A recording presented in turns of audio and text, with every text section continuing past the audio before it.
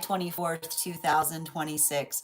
We are going to get started on today's daily collective reads in the next few minutes, but if you would like to get on the list for a personal reading, the list, as always, is open. As always, it is 3 cards for a donation of 29 or more. 4 cards for a donation of 23 or more for my subscribers. Links in my bio. Please keep in mind there are 3 things I do not read for across these apps. Those are pregnancy, medical, and legal. Happy to give insight on anything in private readings, and you can book private readings on my site. We're also doing 2 giveaways today. Our first reading giveaway is going to be a reading giveaway when we get to 50K likes, so make sure that you are tapping that screen, and we will get to 50K in no time. The other reading giveaway we're doing today is going to be a reading giveaway for the highest gifter between now and the conclusion of the daily collective read. So I wish you a lot of luck if you are participating in that giveaway as well. Prior to beginning today's daily collective read, I will be giving a brief recap in terms of what we've been seeing in the cards over the last few days. If you would like to find those full readings, you can find them over on the place where we keep the videos. You can also find them in the place where we keep the photos. You can also find them as a podcast over on my spot at Tarot Church and over on my stack. But before we get started today, first and foremost, most important question: how are you doing today? Scale of 1 to 10. There are no wrong answers.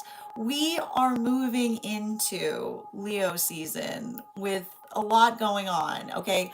You have to recognize that not only are we moving into Leo season right now, but Mercury, there's a couple things we need to talk about in relationality to this energy, okay? First of all, we're coming out of a Cancer new moon in Cancer season, which is potentially was working through situations and circumstances by which one feels highly vulnerable, right? The conversation about what one does as it relates to vulnerability is very, like, it speaks volumes, as it were, right? And the thing about it is, often we work through vulnerability in a way by which we try to articulate or identify the fact that we don't have any of it. And you ever notice that? Like someone who doesn't, if you don't embrace the vulnerability, right? The vulnerability owns you. Okay. It's like the best way to describe it. Right? If you do not embrace your vulnerability, then you will be owned by it, right? Because it becomes very loud, right? It becomes very reactive. It becomes very like, it's like, it becomes overwhelming. So here we all are working through vulnerability, and when one is doing the best that one can to embrace it, right? Beautiful, beautiful things occur in that embrace. And why do we talk about the fact that beautiful things occur in that embrace? Because, right, what if our perfection exists within our vulnerability, right? What makes one believe that one can't be perfect in the space by which one has it?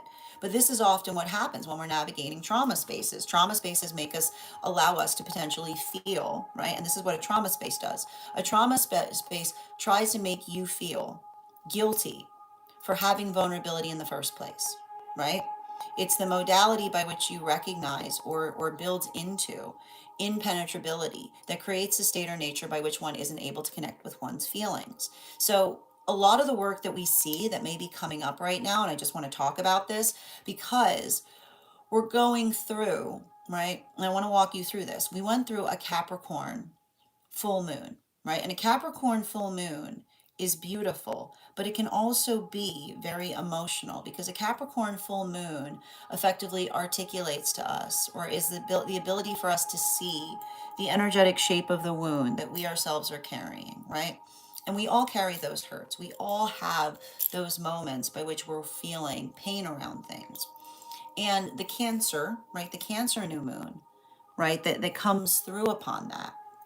The Cancer new moon in Cancer season is the ability that, like, the conversation that you see between those 2 lunation cycles are old wounds come to the surface so that they can be cleansed, right?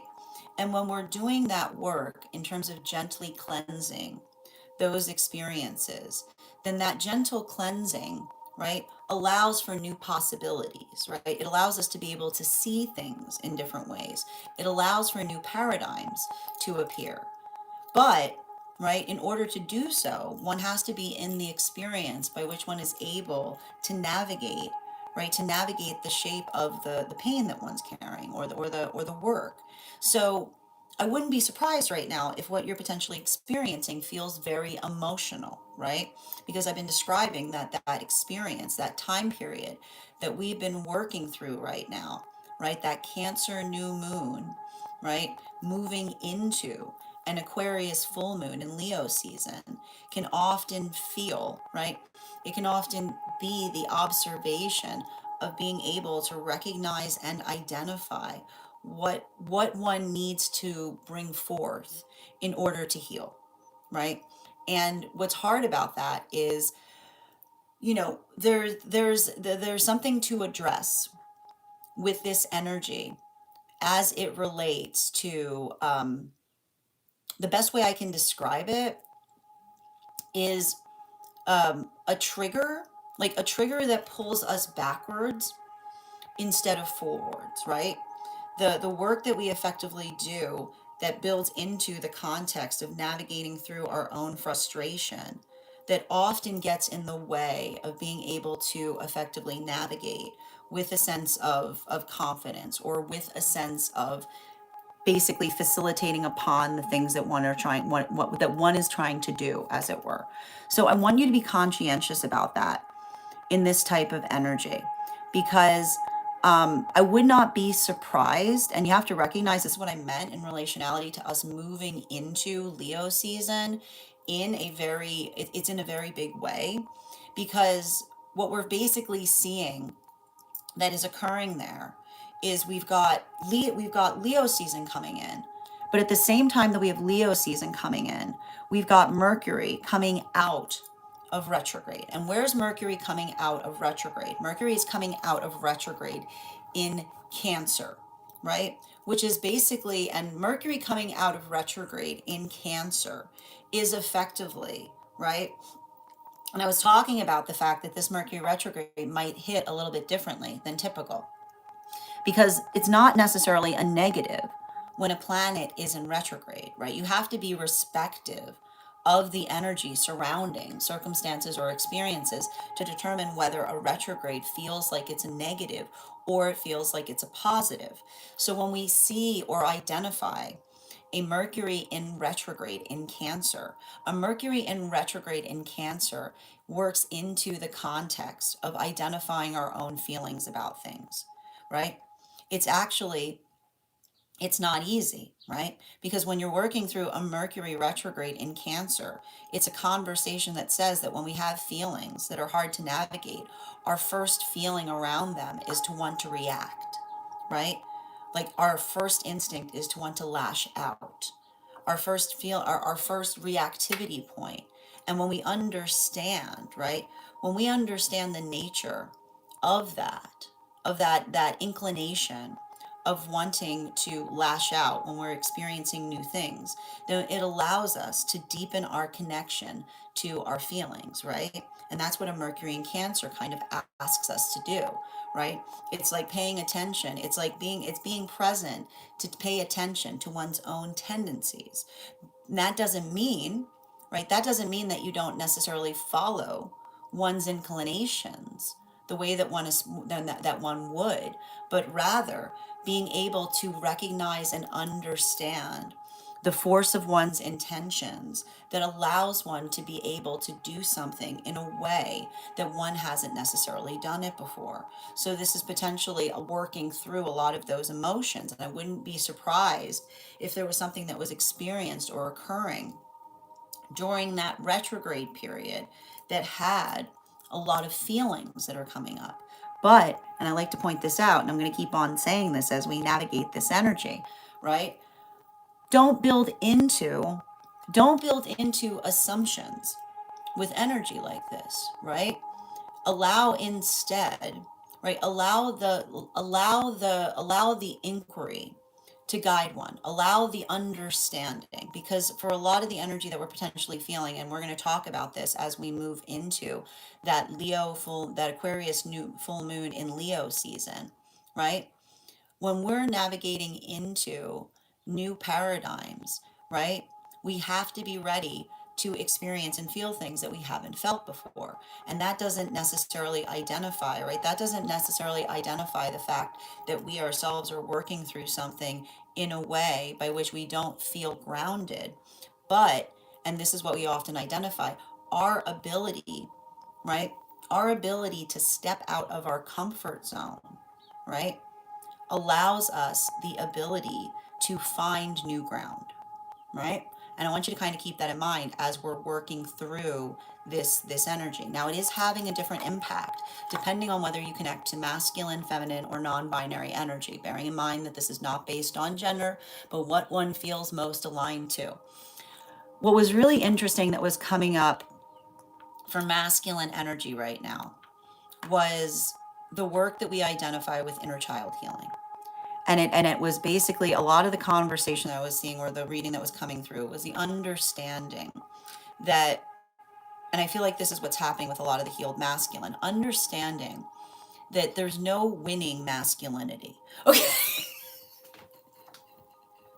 But you'll see people, right? You'll see people that are very, like, you'll see people that are very invested in winning masculinity, right? We all know somebody like that.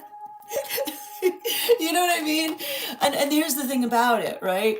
There's no winning, there's no winning masculinity. And often in the space by which one is trying to win at masculinity, one has never felt further away from it, right? Because you're identifying the fact that it's something that feels like it's out of reach. Okay. Like, if you can if you're trying to hold on to it, you're not embodying it. So I feel like for a lot of energy, simply recognizing the foundation of the core wound that often is experienced in masculine energy, which is the false sense of stoicism. Someone trying to give masculine energy a false concept of stoicism being based upon self-reliance. Stoicism has never been upon self-reliance, but negligent energy will try to articulate that stoicism is connected to self-reliance because it's very convenient, right? Because it makes someone not have to do any work for you. Okay, it's very, it's convenient, right? It's the shape of trauma. The shape of trauma that articulates fake stoicism, which is to say, you just need to stop caring about the fact that you're being hurt. That's never been stoicism. That was never stoicism. That's becoming like stone, right? Rather, we see a lot of the energy that is working towards healing in that capacity is understanding that stoicism means being able to feel the capacity of all the things that one's experiencing and not lashing out against it, not being reactive, but being able to hold the presence of the self, to embody the masculinity that one feels in order to determine what is the right or correct action. So we see that for a lot of the energy doing that work, it's often doubly hard because there you've got a lot of the energy doing the hard work of trying to embody. And then you've got a bunch of energy that's never felt it in their life trying to articulate that you're not doing it correctly, right? And I can see a lot of that energy basically saying, like, I can't hear you, right? I can't hear you articulating that I'm not masculine enough over literally being the template of masculinity. So we see that for a lot of that energy working through that, there may be a lot of feelings of going through a heart opening right now. But even in the space by which they're working through that heart opening, they're finding, right? They're finding the inner child healing because they're becoming the force, right? Masculinity is becoming the force that would have protected one from something bad happening in the first place, not becoming the force that hurt one in the first place. So we see that there's a lot of work there that's coming through, but there's a lot of emotionality and feelings that may be coming up in the process. While meanwhile, for feminine energy, bearing in mind that this is not based on gender, but what one feels most aligned to, what we basically see that's happening there is a lot of the feminine energy working to heal in situations and circumstances that are fundamentally understanding, right? That when one is in one's femininity, comparison does not exist, right?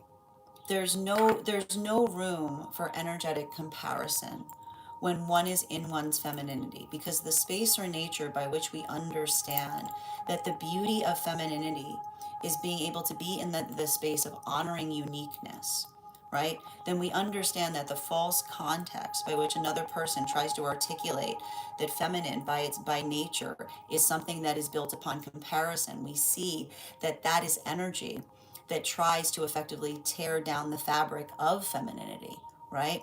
Because it's the energy, it's basically feminine energy recognizing that there are forces outside of femininity that delight in seeing femininity tear itself apart from the inside, right? And when you recognize that there are forces outside of femininity that absolutely delight in seeing femininity tear itself apart from the inside, then one is very conscientious and present when you see others that are trying to facilitate those type of ruptures. So we see that for a certain extent, this is femininity bringing the sutures to things, right?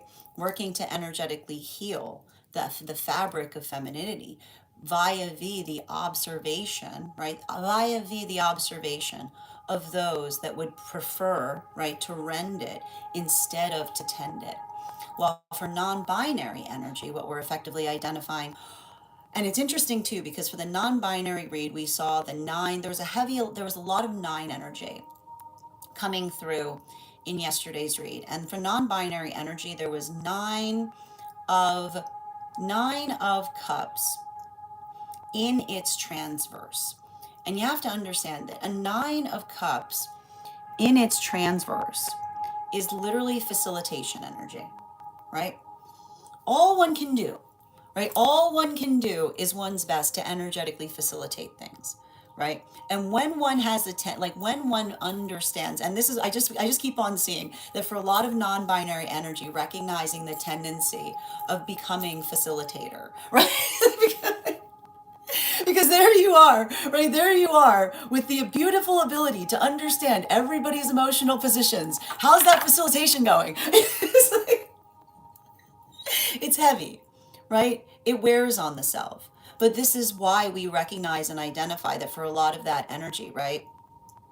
The observation of being able to recognize and identify what it means, right? What it means to be able to build into situations and circumstances by which others energetically see and appreciate effort, right? This is why we articulate and we say that it's no small thing, because it's that observation, right? It's that observation of being able to effectively navigate things, or the space or nature by which one is able to effectively identify or resolve upon what one is trying to do better. I feel like for a lot of energy right now, there's a lot of compassion that may be occurring in those experiences. But what's important about that is the compassion that we're identifying there has to do, right? It has to do with the observation or the understanding of how difficult that is, right? Because often when one is doing something in that way, and this is what we understand, often when one is working, right, deeply to try to energetically repair things, that often becomes the space by which you feel the full expanse of another's projections, right? It's the observation or the work that we effectively identify or recognize that sometimes can create frustration. But even in the observation of that, I keep on seeing that is the energy, right? One's own ability to be effectively like seen, or not even in the space by which other, like it's not even the space by which one tries to do something, but the observation of another person seeing one's motivations clearly, that feels like it is, I keep on getting, that feels like it's not even just saying to me it's a heart opening, but it's saying so much more about the space by which it may be feeling almost like a solar plexus opening, because it's the observation of understanding that when we're leading with good intentions, often we feel the most vulnerable. But even in the space by which we do it, that's what allows new vistas to form. So I feel like there's a lot of that energy there that's potentially working through that and holding a lot of compassion for the self as one tries to do so. Now that is where we find all of the energy prior to beginning today's daily collective read. But if you'd like to find that full reading, you can find it over on the place where we keep the videos. You can also find it on the place where we keep the photos. You can also find it as a podcast over on my spot at Tarot Church and over on my stack. I would also encourage you to head over to my stack to learn more about our next tarot class, which is going to be happening on Thursday, August 13th at 5:30 p.m. PST, 8:30 p.m. Eastern. We will be continuing our studies into the tarot with a focus on the 3 cards of the minor arcana. If you would like to become part of that tarot class program, all you need to do is head on over to our stack and become a paid subscriber. Your paid subscription to my stack is your ticket of entry into our live classes each and every month. You will also, as a paid monthly subscriber, have access to over 9 hours worth of material in the Tarot Church Library Class Archive. Now, it's not necessary to catch up. I'll be doing my best to give you an update on everything we've studied prior to beginning that next class, but the material is there for you to receive as you're ready to receive it. You'll also have access to a one-on-one chat with me and the other students to ask any questions that you may have in relation to anything we've learned and studied thus far. And if you become a founding member to my stack, not only will you receive a discount on the full year's worth of readings, but you'll also have access to over 20 hours worth of material in the Tarot Church Library Class Archive. One of the things I tried to do in these classes was make them accessible to the absolute novice tarot reader as well as the seasoned reader. There's definitely something there for everyone. Don't let your lack of experience or your robust experience prevent you from joining us in these classes. And even if you don't become a paid subscriber to my stack, I would encourage you to follow me there to stay up to date on any new offerings or services. I also post my weekly newsletters there, which will let you know about my in-person events, as well as my online live schedule and my mystic meditation articles, which will give you updates on everything we've been seeing energetically in the cards. I just wrote one on this new moon we've got coming up. I'll have one out shortly on the full moon we've got on the horizon. Finally, I want to let you guys know that on top of my standard life path readings, I also offer mentorship classes. These are for any of my students seeking a more personalized educational experience with me. I take a very limited number of students for this reason, as those classes are focused on each individual's personal spiritual goals and journey work. Those classes can be purchased on an individual level or as a monthly class series, weekly or bi-weekly, as your schedule permits, so that you can stay more consistent on your journey. Also, for my students that are seeking more consistent weekly tarot support, I'm very happy to offer weekly tarot insight packages. That is a package of 4 30-minute readings, again, weekly or bi-weekly, as your schedule permits, so that you can stay connected on a budget, as well as dream interpretation readings, which you can purchase per dream or as a series. Now, if you purchase the series, I would encourage you to start to keep a dream journal, as we will meet weekly or bi-weekly with that journal and utilize the tarot to understand the key themes and messages coming towards you in the dream space. But let me know in the comments how this energy is impacting you personally, because it is going to hit everyone just a little bit differently. That said, we are going to get started on today's daily collective read in the next few minutes. But if you would like to get on the list for today, the list is open. You will be the third person read for and the first person we're reading for once we complete the daily collective. It is 3 cards for a donation of $29 or more, 4 cards for a donation of $23 or more for my subscribers. Being semi-lio, please keep in mind there are 3 things I don't read for across these apps: pregnancy, medical, and legal. Happy to give insight on anything in private reads, and you can book private reads on my site. And for those who are joining us over on the place where we keep the videos, you can also get on the list today via my tree that has links in it in my bio. And if you become a paid member, you are entitled to the same benefits that I've stated for subscribers and super fans, and that is including a free 1-card reading each day if you are a paid member. I am going to take a few minutes to read over some of the comments that came through as I was reading. Excellent. How you doing today, Avatar? And welcome, Janae. Good to see you. How you doing today, Dr. Genuine? Alexandra, I've got you on the list here. You're going to be the first one we read once we complete the daily collective. Good to see you today. I'm doing well. How are you doing today? And thank you, Paula, for reposting. Happy Friday, Minnie. Excellent. Introspecting and journaling. I love that. Absolutely. And thank you so much for those hearts, Alice. I'm very glad to hear that you're doing well today, Janae. Sending you so much support on that journey. Excellent. Ooh, fun, Minnie. Excellent. All right, let's get to it. And how are you guys doing over here? Over on the place where we keep the videos. How you doing today, Ronnie? We don't do yoga here, so I'm not sure. I think you might have the wrong room. Okay. Absolutely. How are you doing today, Joseph? And absolutely. How are you doing today, Paula? Oh, so good to see you today, dear. I hope you're having a lovely day. And thank you as well. AJ, welcome. Thank you for joining us today. Laughing, I can read for you if you'd like to get on the list. It's 3 cards for a donation of 29 or more for those who are non-paid members. Absolutely. Hi there, Picasso. Hope you're having a beautiful day. I hope you're staying safe as well, DC. Absolutely. And welcome, Nicole. Good to see you today. Excellent. All right. Thank you for that. Absolutely. And thank you so much. Welcome. Absolutely. How you doing today, Christian? And Daniela, so good to see you today. I hope you're having an absolutely beautiful day. And thank you so much for those gifts. I deeply appreciate you. How are you doing as well, Baiju? If I'm ever saying your name incorrectly, please by all means feel free to correct me. Excellent.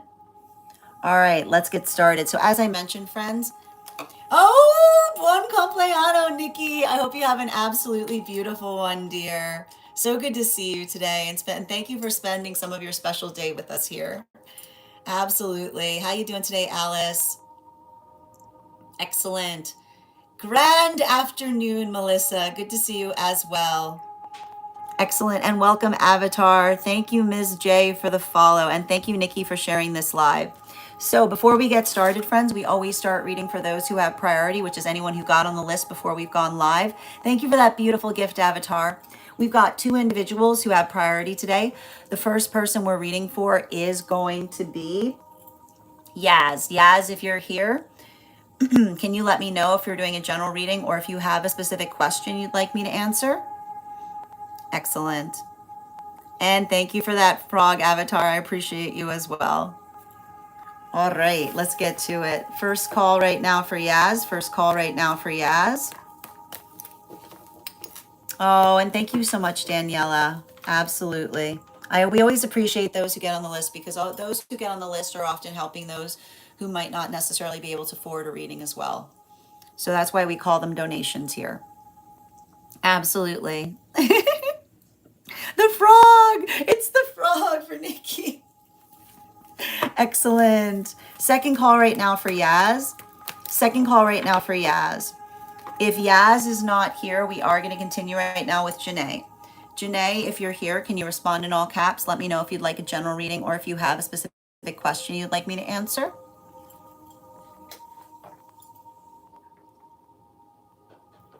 All right. And how are you doing today, Chandra? Excellent. Hi there, dear. All right. Oh, not scary. Beautiful. All right, let's get to it. I believe we're doing a dream interpretation for you, Janae. Is that correct? I'm doing well today, Chandra. How are you doing? Hi there. Well, hello, Weekend. How are you doing today? Excellent. All right. Let's see here.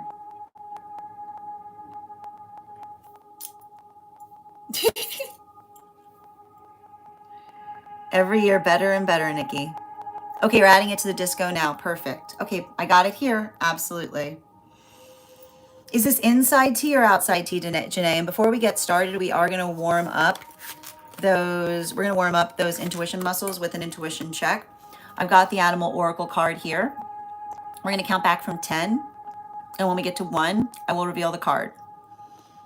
10, 9, 8, 7, 6, 5, 4, 3, 2, 1. We got the ram. Absolutely. Thank you guys so much. Happy to, let's continue right now. I think that that's appropriate. I'm already kind of feeling this dream, Janae. All right, we're going to get to it. Yeah, I got it. And you guys know what we do before we start reading on dreams. We bust out the dream coconut.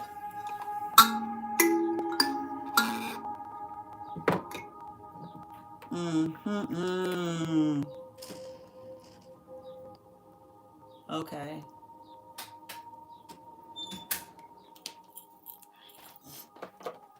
Okay, let's get to it. You said it was outside, right? Yep, I got you. And I'm going to pin up Janae here, guys. Make sure to give Janae some love. Let me pin you up here. Boop. There we go. Okay. You are at your place of business. It seemed like it was on some hill in California. And there was there was something about being in a location that was walled in. Specifically, an individual that you were in a relationship with, and someone who was a friend of them through this past relationship. The individual was 7 or 8 months pregnant and not really them, but they were effectively taunting you in the dream. You started to put your hands on her. You were upset and visibly angry, and the individual just laughed. It was like she was embodying some sort of evil, and you could just feel it. Your mother was there supporting you in the dream space, and your whole family was actually there. And they were doing the same thing as a day previous, when they effectively in the dream space articulated that they were trying to articulate that you were miserable and stole their counterpart. And that person did not say anything.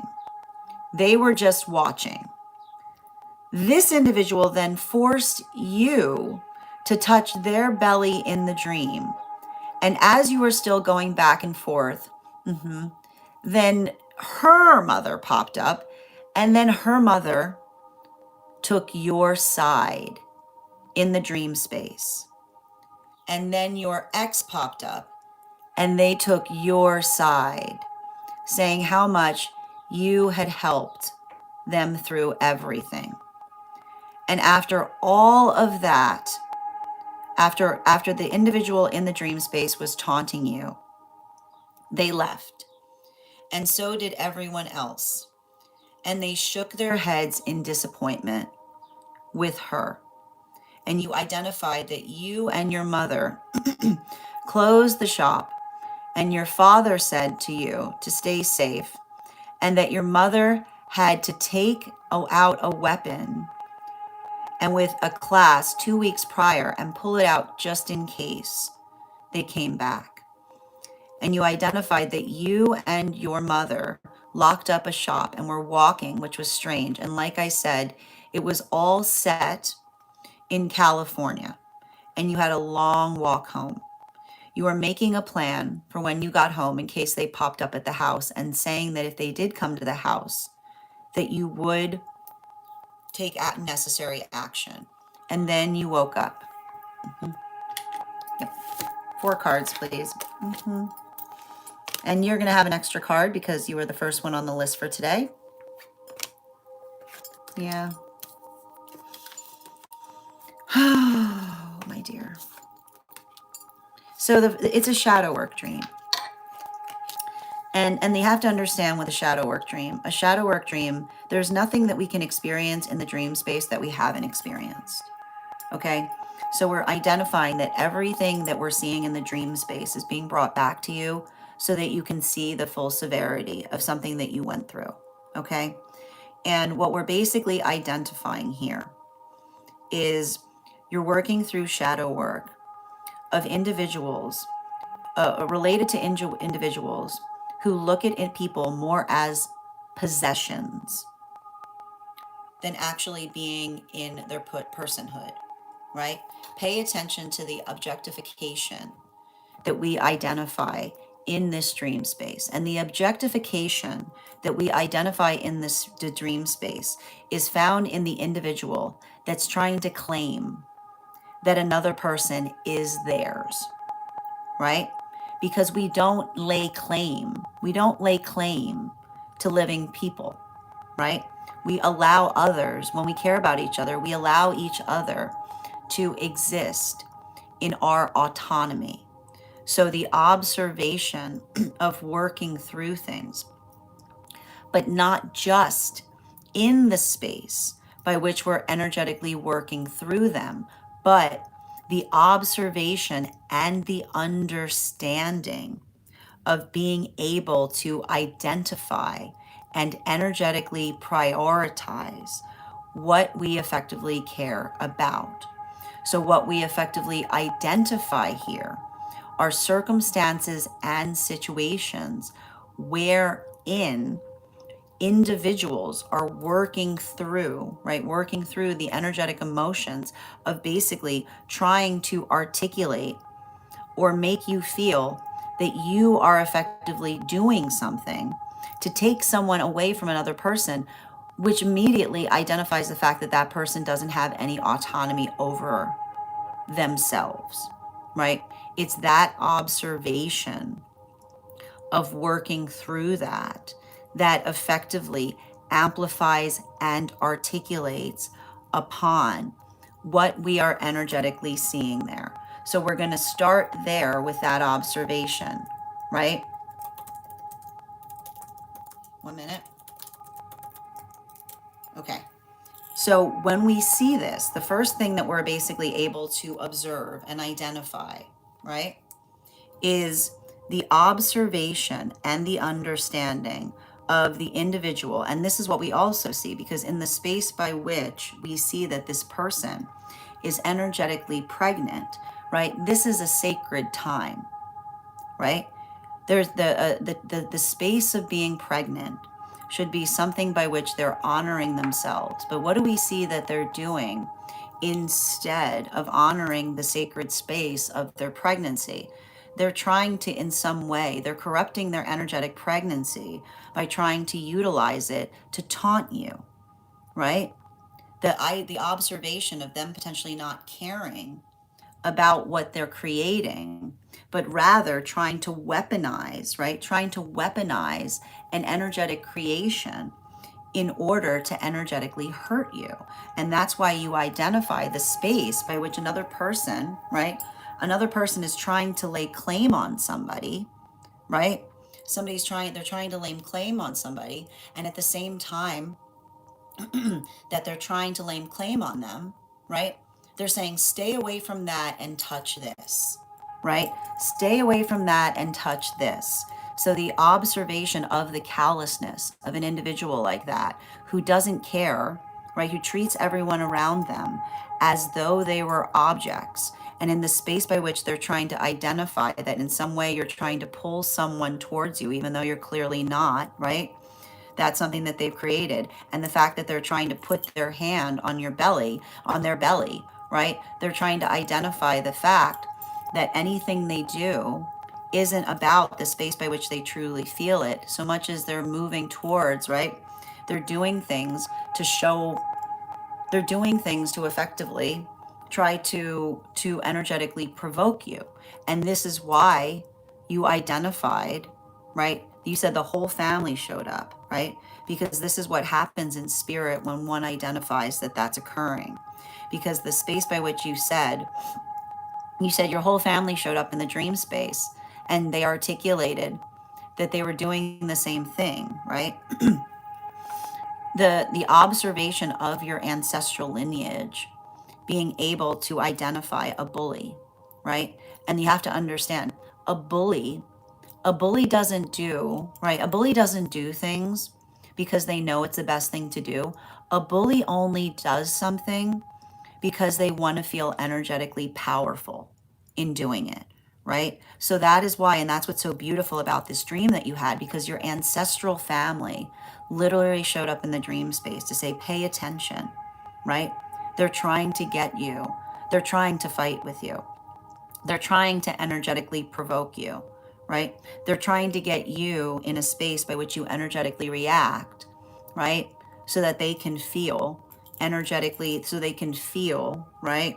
That there's something, so they can feel validated, right? Like this is an energy that's basically, they're doing something to you that is provocative, and then hoping that it'll elicit a reaction that will then allow for a previous grievance to be resolved by your present volatility, right? So the guides, so the ancestral guides in the dream are saying to you, pay attention to someone who will try to provoke you in the present to validate something that they've already hurt you, they've already done to you in the past, right?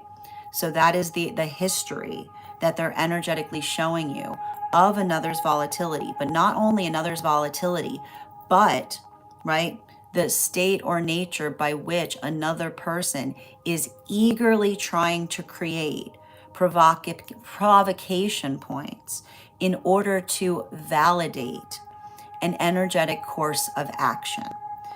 So that is why, and this is what's important about the dream space, because not only did you see your whole family there to protect you, but then her ancestral family showed up. And what did her ancestral family do? They stepped over to your side. And I think I've articulated to you. I think I've articulated to you the fact that as a reader, there are conditions by which we can energetically sever our connection to spirit in relationality to our ancestral connection. And often the way that we effectively sever our ancestral connection to spirit is when we are doing something undignified to the ancestral legacy. So what you're basically seeing, you're seeing an energetic reading in dream about what's happening energetically in spirit to a person that's doing that, who might not realize what they've done to themselves energetically, because it's the space by which their ancestral family can see them, right? Their ancestral family sees them trying to energetically provoke you, and potentially even, instead of holding a birth sacredly, trying to weaponize a birth to hurt another person, right? Why are you surprised to see that mother energy, the mother energy, there's no mother energy there, right? Because that energy isn't acting maternally. So you saw that their ancestral lineage of maternal energy stepped over to you, because that's the energy that starts protecting you, because they don't want anything to do with them. So that's what we effectively identify that's occurring there. And then you identified that in the same context by which that occurred, you observed, right? You observed that the X popped up, that X counterpart, and took your side as well, right? Because the observation energetically, again, has to do with and here's the space or nature by which, and here's the thing you have to understand, we don't necessarily need to be in union with each other to know the nature of each other's souls, right? Like, it's actually very disturbing when someone like hates everyone that they've been in a relationship with, because that it's understanding the quality and nature of recognizing and identifying that even though we might not be in energetic connection with each other, we know the fabric of each other's person, right? And so this is a high point of respect that we see in the dream space, because even here, right, even here in the dream space, you've got an X that has your back, right? And why does the X have your back in the dream space? Because that's an X that sees and understands, right? They understand the fabric of who you are, right? And that observation of being able to stand forward towards you is speaking again towards the quality of your own energy. And there, right, we continue to observe. And now we see, right, now we see in the dream space all of the work that you're like, and here's, I need to point this out, in the dream space, right? What did you see that was happening in the dream space? Did you see in the dream space? Did you see the energy in the dream space telling you to attack? No. What did you see? Okay, what did you see in the dream space? What did you see in the dream space was occurring energetically? What did you see was occurring energetically? You observed and recognized, right? You observed and recognized that the energy, right? They told you to stand back, right? That's what healthy energy does, right? Healthy energy, healthy energy that's protecting us doesn't say go do that. Healthy energy goes stand back, right? And what did they do? And what do you see? You see all the healthy parenting that's happening with the ancestral energy in the dream space, because they showed you what it was. They showed you another person basically taunting you, right? Trying to energetically taunt you with the things that they had instead of holding them from a space of gratitude. So we effectively identify that in that modality, right? This is why your ancestral energy basically said in the dream space, stand back, right? Because we observe that the individual, you and your mother in the dream space, closed the shop, right? Because this is how the guides see it. If you're working energetically in a positive way and somebody's interfering like this, they're getting in the way of they're getting in the way of sacred work. Okay, they're getting in the way. They're getting in the way. They're getting in the way of sacred work. They're getting in the way of sacred work, right? It's a shop in spirit. It's sacred work, okay? And then you see, right? That's why you and your mother locked up the shop and you were walking away, which you said was strange. And you identified it was like you said. And I want to point out there's something important about the fact that you're identifying that this was happening in California. And I wouldn't be surprised if you've never been in California, because you have to understand that this is working through the observation of foreign territory, right? Because the thing about it is when we have energy, right? When we have, and this is what you have to understand, when we have healthy supportive systems and we see somebody who's working through trauma like this, right? Then the observation of you effectively identifying that you've never experienced something like this, it can feel like it can be like, what is, like, it's literally because it seems unbelievable, right? It can often feel unreal that somebody would effectively act like this. But when you understand the quality and condition by which they themselves are carrying forth trauma, right? Right? The environment by which they potentially were the result of situations of that same nature. They were holding within their stomach their inner child. They were holding within their stomach in the dream their own inner child. So what they were showing you, right? What they were showing you in the modality and the moment by which they effectively worked through, right? The observation of them having experiences of being potentially unloved or unwanted, right? That then potentially created, right? That created the result of what you're seeing, right? That's why, that's why they were effectively saying to you, don't allow their taunting to affect you, right? Because that is them. They are proliferating the energetic trauma, right?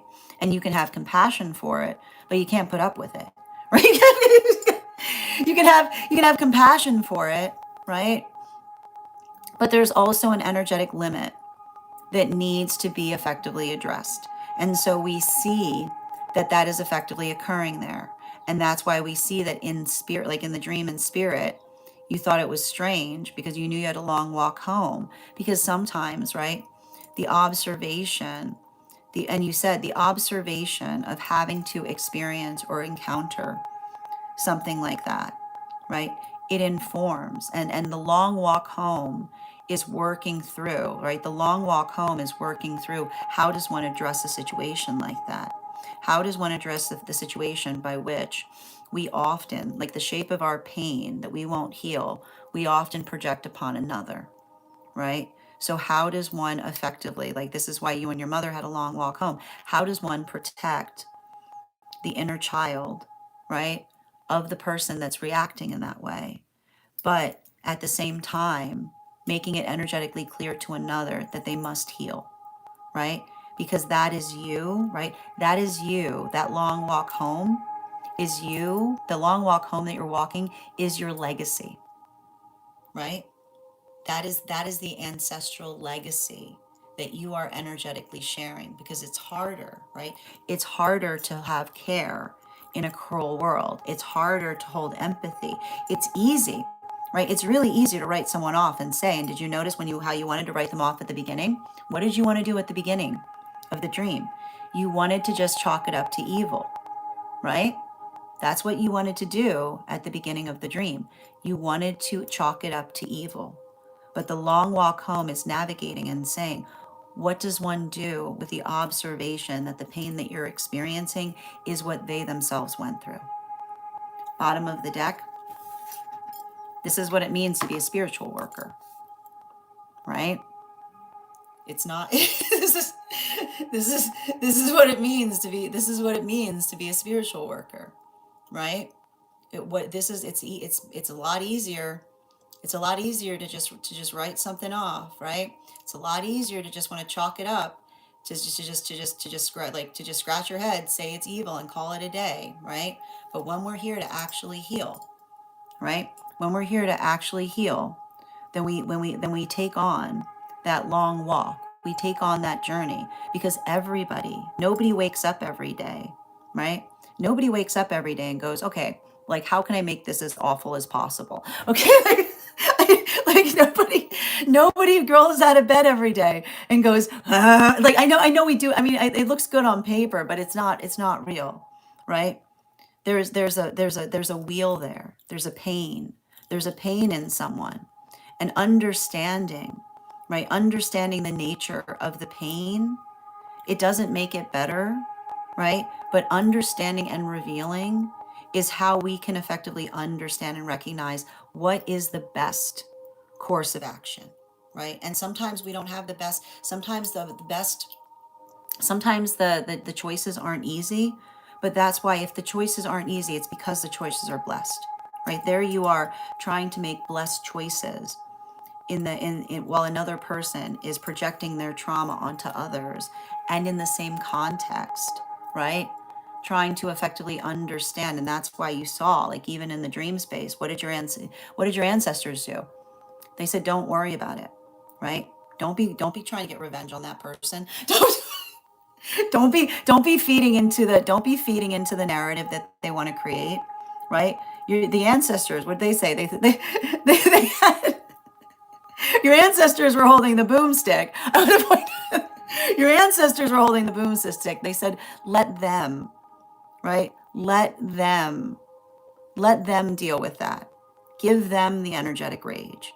Give them, trust in them to take care of that. You continue, right? Continue to do what you can in the best way possible, right? Because that is you. And again, it's so beautiful that you saw that connection, that you were walking with your mother in that dream space. That is you, right? When we are moving towards good, we choose the hard way. We choose the long way, right? Because we know that is the best way. So let that fortify you as you're continuing through. Thank you so much for having that reading with me, Janae. And if this message connected to you as well, it's very common for those who need these messages to be here to experience them. We are doing personal readings right now. If you would like to get on the list is open. You will be the fourth person read for. It's 3 cards for a donation of $29 or more, 4 cards for a donation of $23 or more for my subscribers. Binks in my Lio. Please keep in mind there are 3 things I do not read for across these apps: pregnancy, medical, and legal. Happy to give insight on anything in private readings, and you can book private readings on my site. We're also doing 2 giveaways today. We're doing a reading giveaway when we get to 50K likes, so make sure that you're tapping that screen and we'll get to 50K in no time. And the other reading giveaway we're doing today is a reading giveaway for the highest gifter between now and the conclusion of the daily collective read. So make sure you're tapping that screen. And thank you so much for giving those gifts. I'm going to take a moment to read over some of the comments that came through as I was reading. And thank you so much, Janae, for sharing that dream with us and sending you so much support on your journey. Hi there, Heart. Thank you for the follow. Absolutely. Excellent. And thank you so much for the sharing the live, Vanta. Hi there, Ivana. How you doing today, dear? Good to see you. Excellent. All right. Oh, that's interesting, right? So, but you also have to understand, right? And here's the thing about it, right? When we love, like when we're in the space of love, we energetically face things, right? Which is why you saw the energy of your mother, right? Navigating, what was your mother doing? She was navigating her fears, right? She was navigating her fears to stand beside you. Absolutely. Sending you so much support, Janae. Absolutely. And Clover, thank you for the follow. Thank you as well, for the follow. Oh, oh, you see, but that's, and see, Janae, see, it's heartbreaking, right? It's heartbreaking. Yeah. Yeah, in the dream space you were upset, but when you woke up you didn't feel heavy or mad. That's beautiful. And sending you so much support on that. Oh, sending you so much support on that journey, Janae. Absolutely.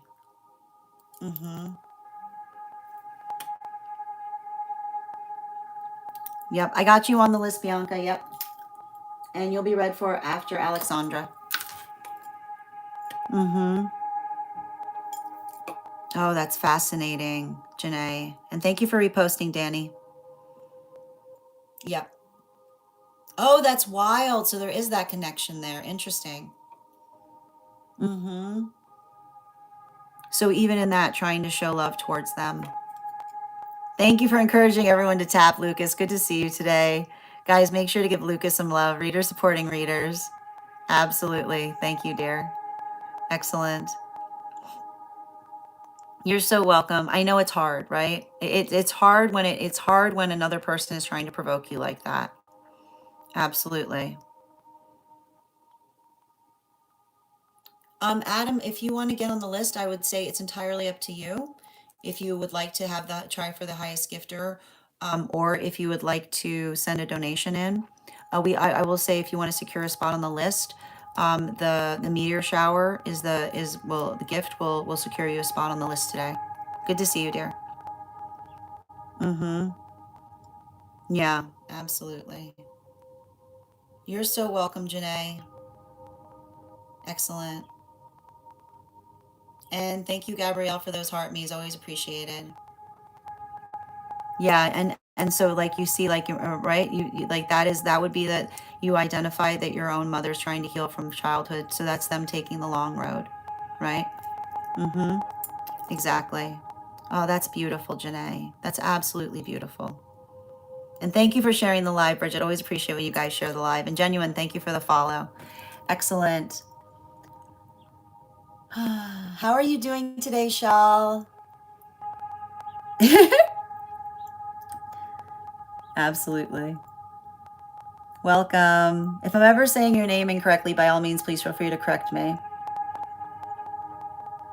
All right. Maria, how you doing today? I don't see your question, but if you have a question, you can go ahead and post in the chat. I'll do my best to respond. We are all aware that Yeshua loves us, Diana. Thank you for informing us. And thank you for those gifts. Excellent. All right, let's continue right now. Thank you so much. All right, the next person, so I'm looking again. Absolutely. Thank you so much. So the next person we're reading for today is going to be, the next person we're reading for today, we had Janae, and the next person we're reading for today is going to be, I'm still looking for Yaz. If Yaz is here, can you respond in all caps? Let me know if you'd like a general reading or if you have a specific question you'd like me to answer. I love that, Lucas. That's beautiful. All right, let's continue right now. How are you doing today, Angel? Excellent. All right, the next person, and thank you, Daniela, for those hearts, and thank you so much, Diana, for those jewels. I hope you're having a beautiful day as well. All right, let's continue right now. The next person we're reading for today is going to be, if Yaz is not here, we are going to continue right now, and we are going to get started on the Daily Collective. If you would like to get on the list for today, you will be the third person read for. It's 3 cards for a donation of 29 or more, 4 cards for a donation of 23 or more for my subscribers, Binks in my Lio. Please keep in mind there are 3 things we do not read for across these apps: pregnancy, medical, and legal. Happy to give insight on anything in private readings, and you can book private readings on my site. We are going to, before we get started on today's daily collective read, though, we are going to warm up those intuition muscles with an intuition check. I've got the animal oracle cards here. We're going to count back from 10. And when we get to 1, I will reveal the card. 10, 9, 8, 7, 6, 5, 4, 3, 2, 1. We got the Raven. Thank you guys. We'll do that again after the next live. And, and if you guys could do me a favor and share this live, I would appreciate it. Make sure anyone who'd like to catch these readings live are here to receive them. How are you doing today, Kayla? I hope you're having an absolutely beautiful day. Excellent. All right. And just a reminder for those joining us, we will be doing, for those who are joining over on the Clock app, a free reading. Hold on a moment. A free reading for the highest gifter between now and the conclusion of the daily collective read. And currently that spot is being held by Avatar. Thank you so much for those gifts. I appreciate you. All right. That said, no better time than the present. Why don't we get started?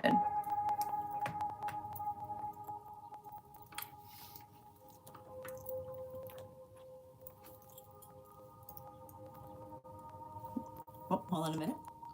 Excellent. Welcome, everyone. Happy Friday. I'm the Gray Strega, and I'm here to give you your daily collective read for today, Friday, July 24th, 2026. We are going to be doing a new moon to full moon reading today. We're going to be focusing on what we've been working through in the last full moon's new moon cycle, what we're going to be expecting for the full moon that's coming up. We are going to be starting right now with 3 cards to focus upon what we were working through in relationality to that last new moon. We'll be utilizing the Smith-Waite Centennial deck. The first card we pulled, and it flew right out of the deck right now, I'm not surprised to see it, Page of Swords in its reversal. What does one do with vulnerability? We all have it. We all like to pretend we don't have it, but we do, right? There are situations and circumstances by which make us feel very, very vulnerable. But the thing about it, and this is what we recognize, our healing, when we understand that vulnerability is the door to our healing, then our ability to want to understand the nature of not only how we experience it, but what we do, right? And I want to kind of describe this to a certain extent. There's something very important to recognize in relationality to the like if you want to effectively quantify or qualify how one addresses or navigates through vulnerability, our ability to effectively recognize what we do, right? What we do when we feel energetically vulnerable is a beautiful qualifier, right? When you think about it, right? When you recognize that what you do in a moment by which one feels vulnerable is a qualifier towards your own healing journey, then when you recognize experiences by which one feels vulnerability, then that ability, right? Like that allows, right? When you imagine it in that way, right? Then you look towards vulnerability with a recognition of possibility, right? Because our vulnerability effectively articulates to us, right? When you think about the fact that your vulnerability is constantly saying to the self, right? Why must it be this way? Then we understand and we answer the call of the vulnerability in being able to articulate and identify to another, right? Being the state and nature of the force of change by which our vulnerability is held more sacredly, right? Every moment, every moment that we feel vulnerable allows us the opportunity to reshape the world around us, right? And the opportunity is there. Like when you're feeling vulnerable, right? It's very easy to decide in that moment of vulnerability to shape the world in an uglier way, right? Like we all sometimes feel those inclinations because that inclination is the effective abandonment wound, right? It's the weaponization of the vulnerability that creates the space, right? That creates the observation of, and here's the thing about it. When one is in that space, right? When one is in a space by which when one feels vulnerable and one tries to create hurt in that vulnerability, right? Then that is often the observation of moving through pathworks by which one is becoming the same force and shape of the trauma that you yourself experience, right? But the observation and the understanding, the qualifier by which we're able to effectively move through things, and not just in the observation of being able to energetically move through things, but the state or nature by which we ourselves work through, right, our own vulnerability, then we allow, and that's what's so beautiful about it, right? Because when we often, the moment that we feel energetically vulnerable is often the moment by which we can create, like we create something or we do something that feels like it becomes bedrock, right? And so I feel like that's effectively what we identify in relationality to the possibilities coming through in that most recent new moon in Cancer energy, right? Right? It's like bullets or bedrock. Like, what are you doing? Bullets or bedrock. Bullets or bedrock, right? Because that observation effectively articulates, right? It articulates the nature. And I wouldn't be surprised. I won't even be surprised if you went through that experience and felt some of that energetic pain. But it's the observation of being able to recognize and understand the nature of that we're feeling, right? And how we frame it that allows us to be able to effectively, and this is the second card that we see there, right? The Eight of Pentacles in its reversal. And the eight of Pentacles in its reversal talks to us about the significant work that we do as it relates to being energetically patient, right? And let's talk about, I know, here's the thing about it, like it's hard to be patient. It's hard to be patient upon things. And you have to understand, being patient does not mean that one is operating in a state of stagnancy, right? There's nothing stagnant about being patient because when you think about the fact, right, when you're working towards, when we are our manifestations, right, our manifestations are our purpose. And so the observation of being able to be perpetual, right? If you want to get in the business of moving towards your manifestations, you've got to be perpetual. You got to be perpetual when it comes to your manifestations. And the thing about perpetuity and manifestations, right? There you are, like, nothing's happening. It's not working. Nothing is going the way it's supposed to be, right? Like there, like you have those moments, right, where it feels. But and here's the thing about it, right? A true manifestation is looking at something, and this is what we understand with the bliss state, right? It's looking towards a manifestation and identifying that manifestations are not about, right?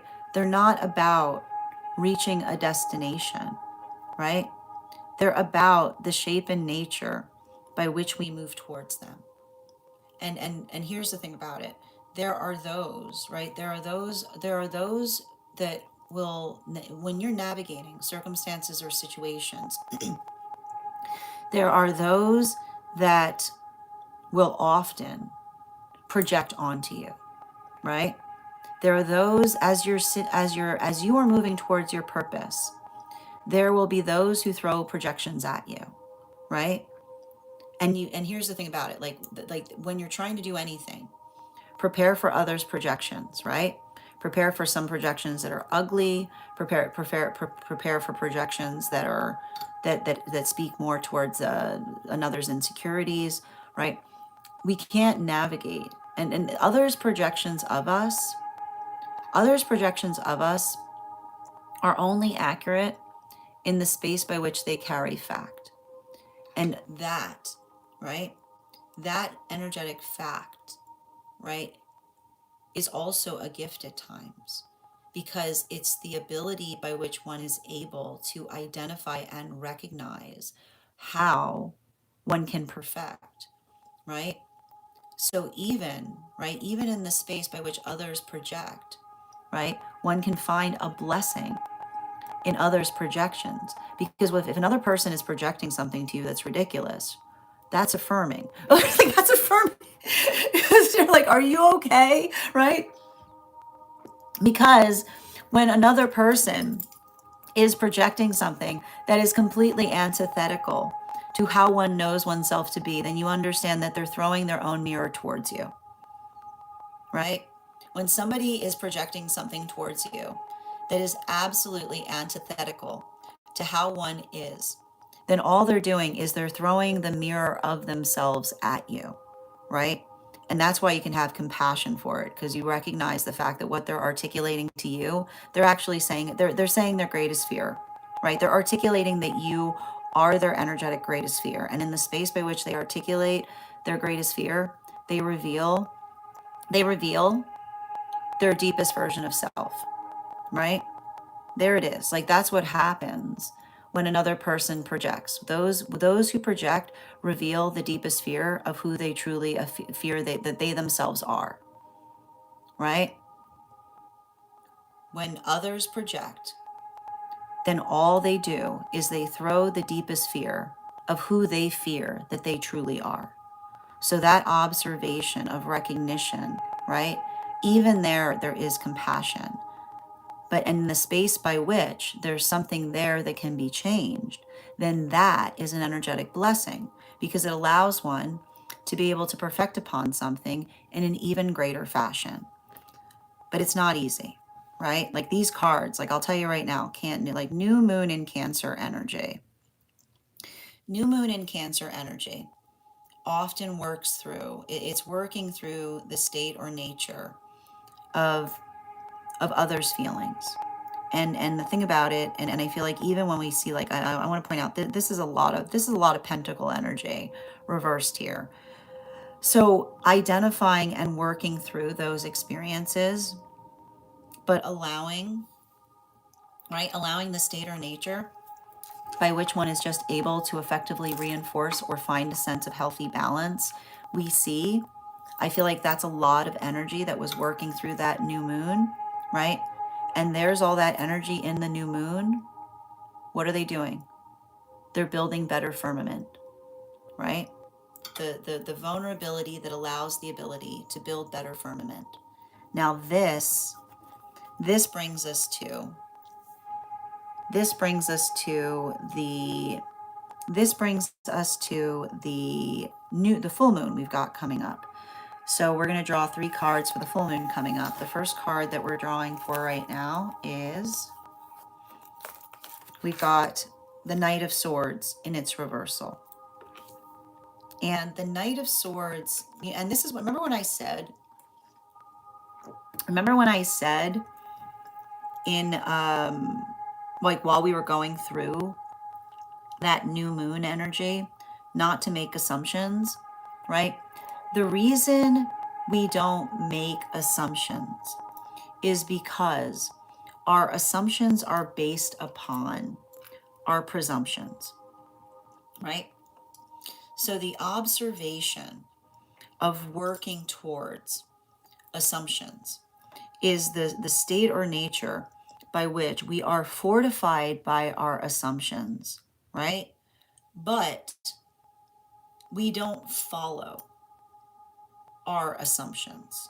And what do I mean by the fact that we are fortified by our assumptions, but we don't follow our assumptions, which is we allow the space or nature to provide for giving another individual the benefit of the doubt. And what do we mean about working through the benefit of the doubt? It is observations and circumstances and situations by which we understand, right?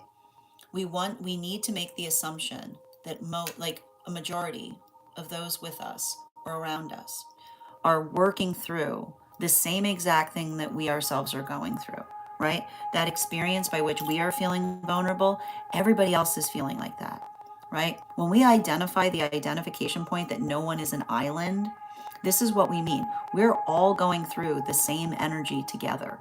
And often the space by which, if we feel energetically isolated in that energy, so does the energy around us, right? So that understanding, the unifying quality of recognizing and understanding that we're all going through the same energy together, right? It allows us to be able to articulate and understand how to best energetically support one another.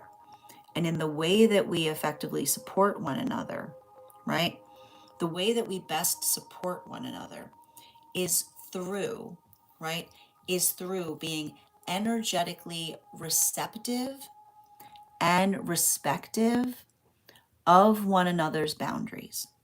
And when we understand and recognize that we are being energetically receptive and respective of one another's boundaries, then that ability to effectively articulate and communicate, right?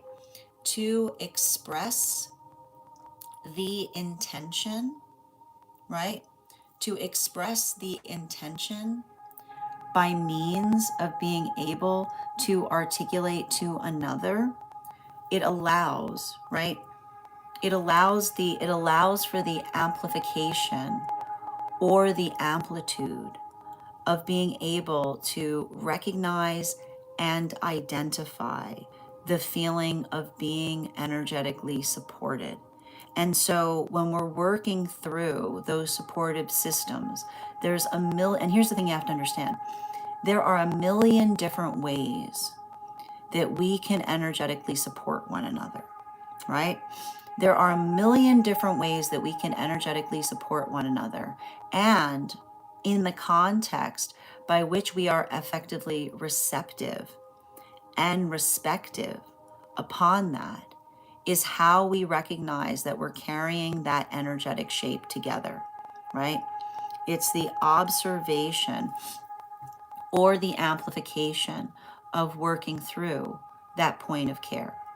And the thing about it, and you'll notice this, trauma environments, right? Trauma environments often, and this is the thing, if you want to recognize if you're in a trauma environments will specifically not be clear as to what another person energetically desires, and then, right, will vilify or be upset when another person makes makes an energetic step, right?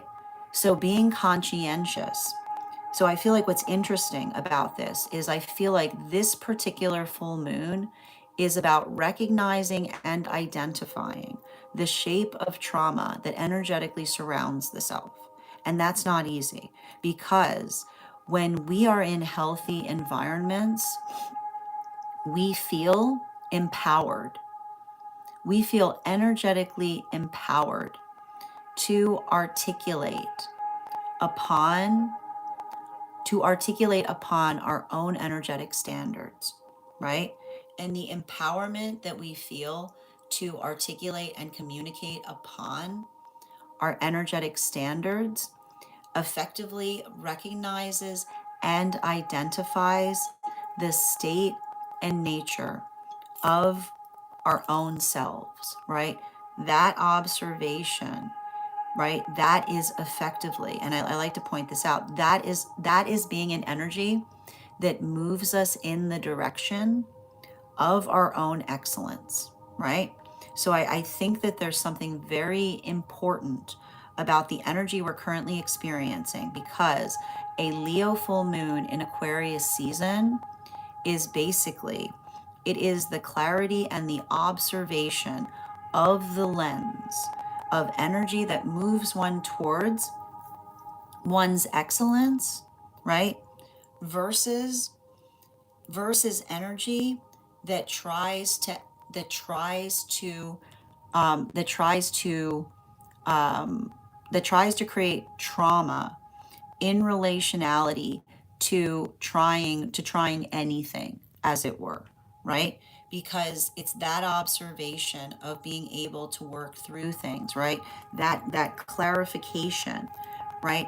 And so I feel like there's something potentially very empowering upon a Leo full moon in Aquarius season, but it can also sometimes bring up a lot of painful feelings, because, and you have to understand this, when individuals are caught in trauma traps, right? When individuals are caught in trauma traps, there's only one force on this earth that can save them from their trauma trap, and that is self-empowerment, right?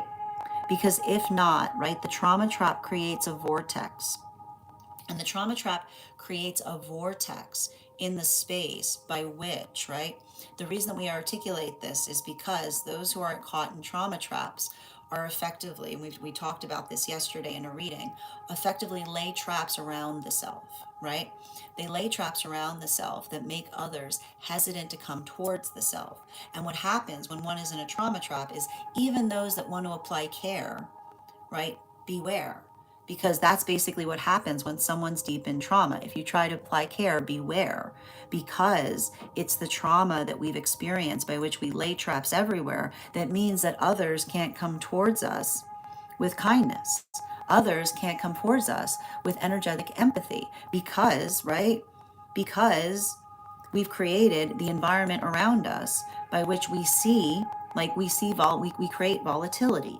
So I feel like there's something very important in relationality to that, because it's the observation, right? It's the observation or the understanding of what feels, right? Strengthened, empowered, sturdy, right? Resilient, versus the energy that one finds within one's own existence that feels, right? That feels inclined to keep one in a disempowered state. And this brings us to the second card in our reading. We've got here the Star card in its reversal. And the Star card in its reversal, is works us into, right? And I want to show you this here. Nine of Swords in its reversal with Star card in its reversal is it's working through a lot of the shape and nature by which we feel energetically isolated, right? Because when you identify and recognize the state or nature by which one is working to heal, right? Then it is the ability, like when you are caring about each other, we are energetically equipping one another in the best way possible, right? It's the perpetuity by which we are effectively able to understand and recognize. And this is often what happens, right? There you are. There you are working upon something, and there's all of that empowerment energy around you, right? There's all of that energy that potentially is giving that force of effort towards it. And in the same context, right? That observation, that facilitation, that experience, right? The understanding that when we care about each other, right, we give each other the things we need, but we don't do it for one another, right? Because it is the understanding of what it means to be in a state of deep empowerment. And being in a state of deep empowerment is often amplified and articulated upon the ability to put, right, the ability to identify and recognize the shape of our own excellence. And here's the thing you'll often notice, right? Those who are often navigating trauma cycles will often experience the space by which they're moving towards points of excellence, and another person tries to energetically diminish, right?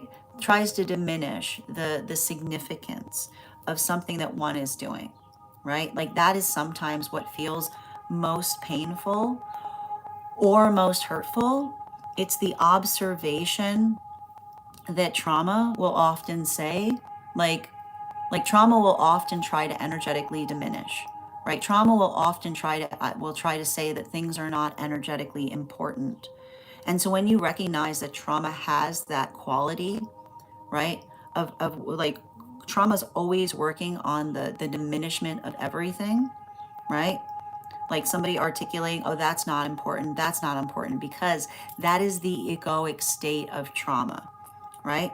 The egoic state of trauma screams only one word, and the one word that the egoic state screams is me, right? How does it benefit me? How does it come back to me? And you have to understand that when you're in that space, you basically created a vortex, because there's the observation that the one thing that does not create an ideal environment is the over-centering of the self. Then one works, right? Then one works to understand the significance and importance of things outside and beyond the self, right? It's the the maturation of a self is directly proportional to the consciousness that expands. And an expansive consciousness is concerned not just with the self, but with the environment beyond the self. That's why we talk about it. That's why we talk about conscious expansion. Okay.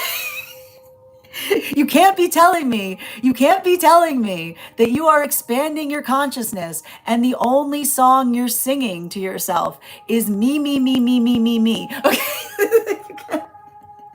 That is not consciousness expansion. That is not consciousness expansion. Okay? Consciousness, it's literally in the name. It's literally in the name. It's consciousness expansion, which is not more of you, okay? It's not more of you. It's recognizing and feeling the quality and condition by which you energetically recognize that there are others too, okay? And those others are beautiful, and they're incredible, and it's what's found between that is energetically beautiful, right? So it's a lot of that work that we potentially see that's energetically occurring there. And it's hard, right? Because some of it, I wouldn't be surprised right now if I wouldn't be surprised right now if you're dealing with situations by which, right, like I just keep on seeing, right, expansion is not a solo effort, okay? It's understanding, it's being able to effectively identify and recognize, right?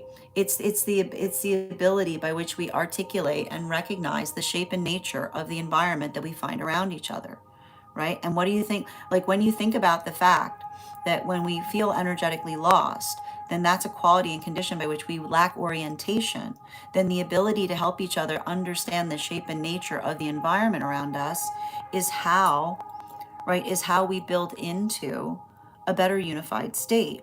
So I feel like, and this brings us to the third card in our reading today.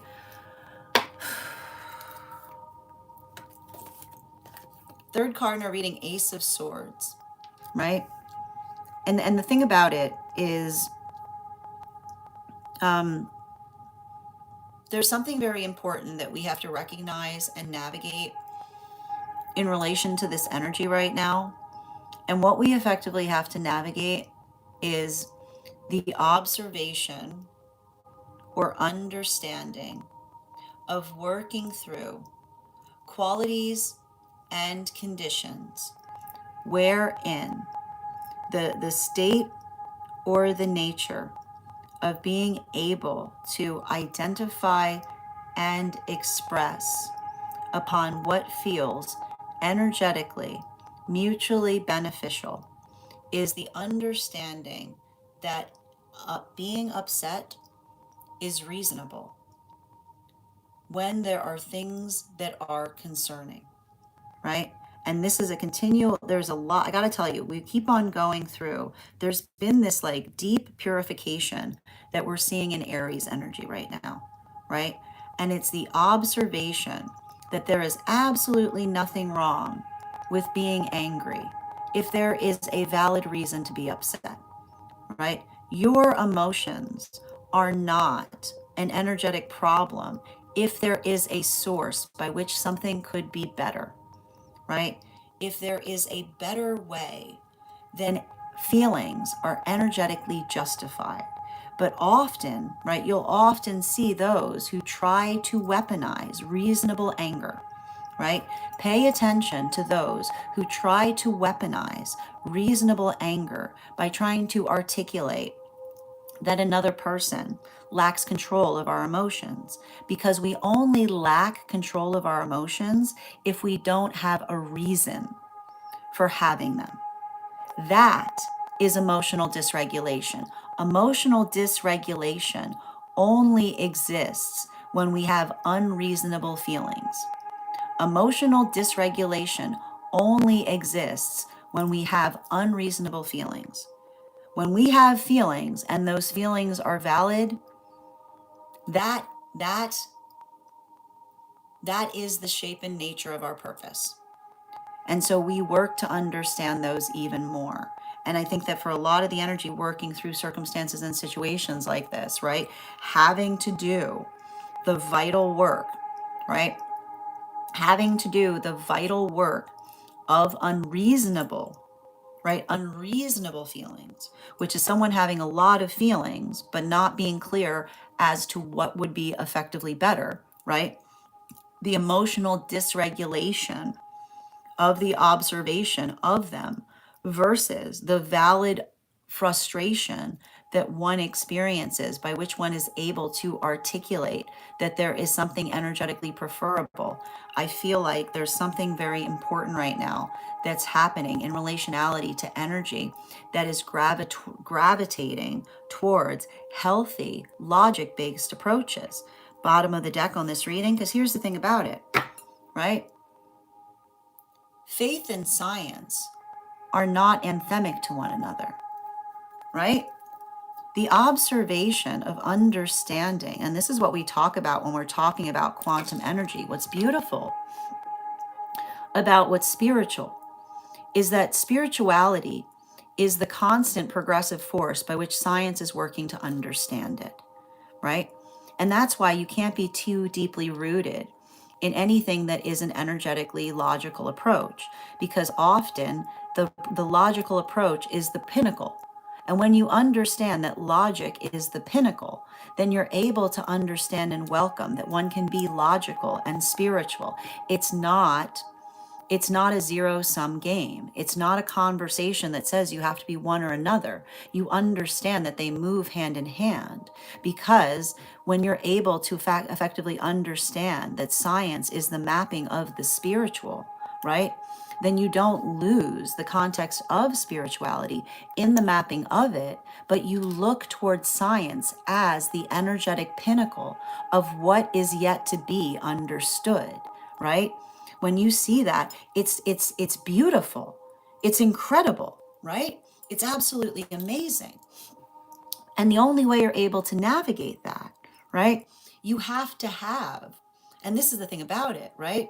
Like trauma tries to crush dreams. Trauma tries to look at things and say there's no possibility. Too lost in the sauce of what's already been discovered, right? Like when trauma's trying to crush dreams and saying you're out of your, like that's literally, that's being lost in the sauce of what's already been discovered, right? That's a rigid state. You have to understand that working into the harmonics of healthy sciences is always being able to take an energetic leap of faith, because it's that space, it's that possibility, right, that allows for the understanding and the expectation of the world, right, that's constantly like the environment of spiritual that's always a bit beyond our reach. And so that ability of understanding, and I feel like that's what we see in terms of a Leo Aquarius, like an Aquarius new moon in Leo season, right? That's being able to say, that's being able to take an approach and say, right, that it's not one or the other, it's both in the same. When you see the fact that science is the pinnacle of what we've come to understand, then you look to the spiritual, right? You look to the spiritual and say, I'd like to know a little bit more about that. I'd like to explore a little bit more. I'd like to understand a little bit beyond. Now, you can't go too far in one way, but you can't go too far in the other. But this is why we work towards striking a healthy balance. And so I feel like what we're identifying right now is a lot of energy that's potentially working into the context of what it means to be in a healthy space of spirituality, which is the observation and the understanding, both in our lives and in our relationships, which is we fortify upon what is known, but we amplify in terms of what is energetically possible. And we don't get too rigid, right? We don't get too rigid in our expectations, because when you're too rigid in your expectations, you're just repeating old cycles, right? When you're just rigid in your expectations, you're repeating old cycles. When you're ready to effectively allow the conscientious point of recognizing that there may be more to discover, right? Then that is the space by which one is effectively working towards purpose. Because what is purpose if not trying to endeavor for if not trying to endeavor for unified better? That is our daily collective read for today. I want to thank you guys so much for being here and experiencing it. Just a reminder, if you would like to book a private reading with me, it is a two-step process. You have to book the reading, you have to pay for the reading. Please make sure you do both if you'd like to have that reading. Most importantly, please remember that I will never, ever, ever, ever, ever, ever, ever, ever, ever reach out to you for a private reading. I will never DM you. I will never PM you. I will never slide into your inbox and tell you that I have a very important message that only I can deliver. The only way you can book a reading with me is if you book one on my site, so I would encourage you to do it there. A couple of updates before we move into personal readings today. First and foremost, thank you to everyone who participated in our recent class on the two cards of the minor arcana. Our next class will be held on August 13th at 5:30 p.m. PST, 8:30 p.m. Eastern. We will be continuing our studies into the tarot with the focus on the three cards of the minor arcana. If you would like to become a part of that tarot class program, all you need to do is head on over to my stack and become a paid subscriber. Your paid subscription to my stack is your ticket of entry into our live classes each and every month. You will also, as a paid monthly subscriber, have access to over 9 hours worth of material in the Tarot Church Library Class Archive. Now, it's not necessary to catch up. I'll be doing my best to give you an update on everything we've studied energetically prior to that next class occurring. But the material is there for you to receive as you're ready to receive it. You'll also have access to a one-on-one chat with me and the other students to ask any questions they may have in relation to anything we've learned and studied thus far. And if you become a founding member, Not only will you receive a discount on the full year's worth of readings, but you'll also have access to over 20 hours worth of material in the Tarot Church Library class archive, as well as the opportunity of receiving a meeting with a tarot assessment with me, where I will meet with you personally to assess where you are on your own personal tarot journey and give you the best insights in terms of how to utilize those classes to the best of your advantage moving towards your tarot goals going forward. One of the things I tried to do in these classes was make them accessible to the absolute novice tarot reader as well as the seasoned reader.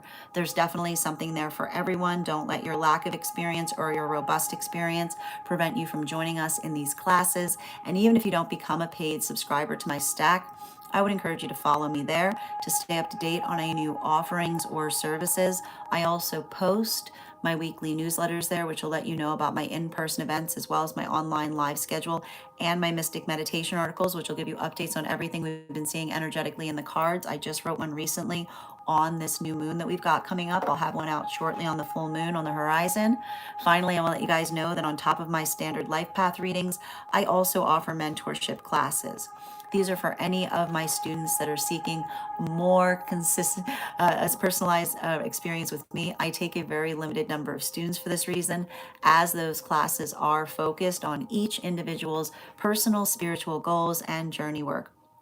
Those classes can be purchased on an individual level or as a monthly class series, weekly or bi-weekly as your schedule permits. Also for my students that are seeking more consistent weekly tarot support, I'm very happy to offer weekly tarot insight packages. That is a package of 4 30-minute reads, again, weekly or bi-weekly as your schedule permits, so that you can stay more consistent on your personal journey at a discounted rate, as well as my dream interpretation readings, which you can purchase per dream or as a series. If you purchase the series, I would encourage you to start to keep a dream journal, as we will meet weekly or bi-weekly with that journal and utilize the tarot to understand the key themes and messages coming towards you in the dream space. I want to thank you guys so much for being here today and sharing in these messages. And we will do this again on Sunday.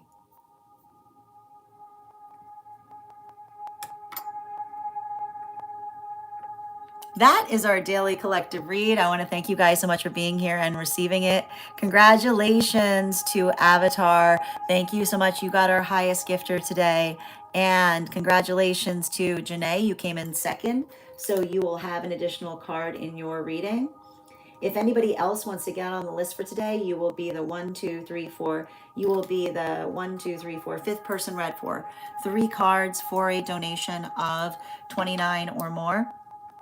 4 cards for a donation of $23 or more for my subscribers, links in my bio. Please keep in mind there are 3 things I do not read for across these apps: pregnancy, medical, and legal. Happy to give insight on anything in private reads, and you can book private reads on my site. We're also doing a giveaway today over on the Clock app. When we get to 50K likes, I will be gifting a reading back to the collective. So make sure you're tapping that screen, and we will get to 50K in no time. All right, I'm going to take a moment to read over some of the comments that came through as I was reading. And Clover, thank you so much for the follow. Thank you, for the follow as well. All right. And thank you so much for that gift, Seeker. Appreciated it. Absolutely.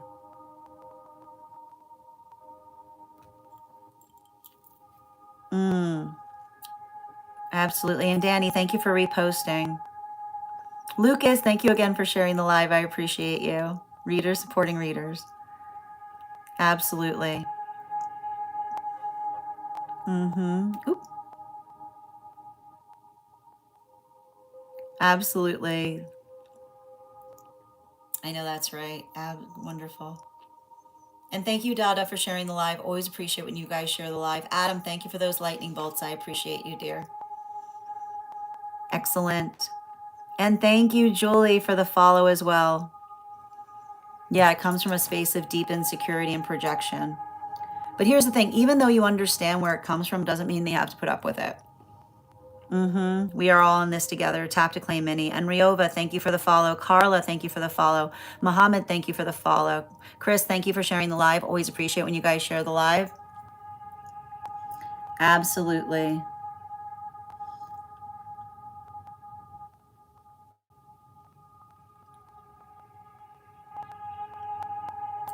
All right. Hi there. Sending you support on that journey, Ryan.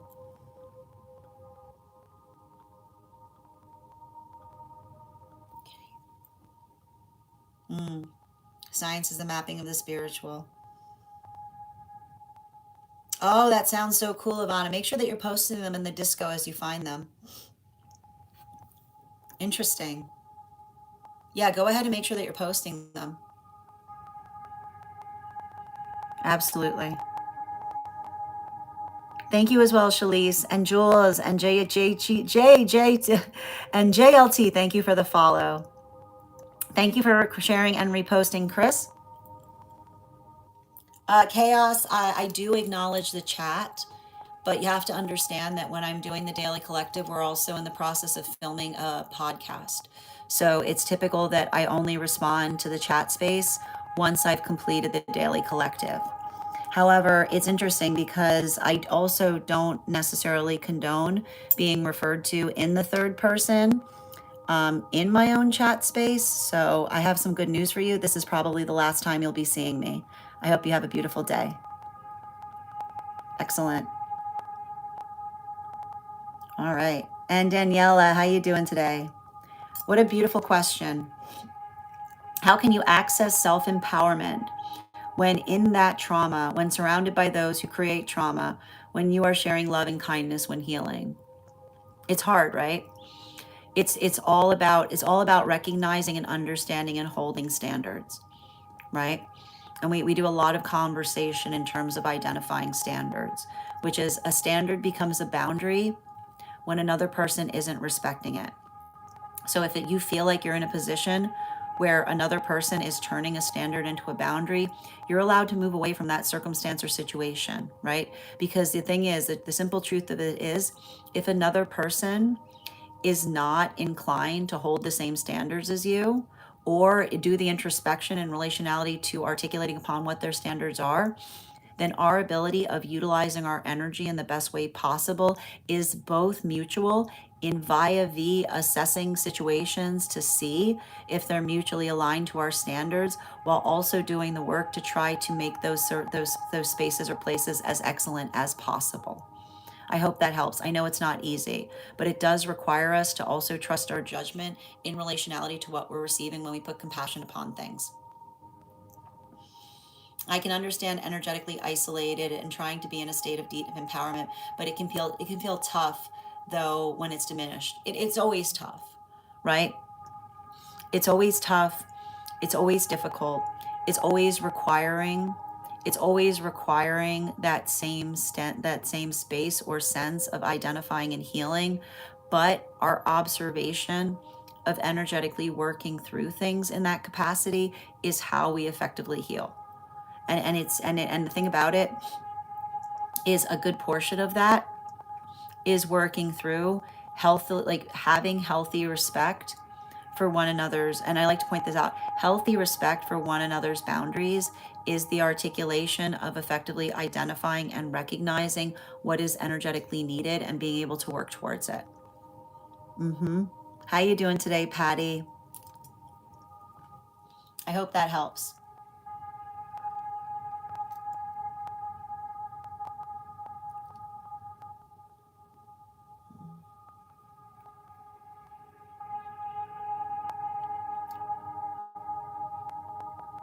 Just bear with me a moment.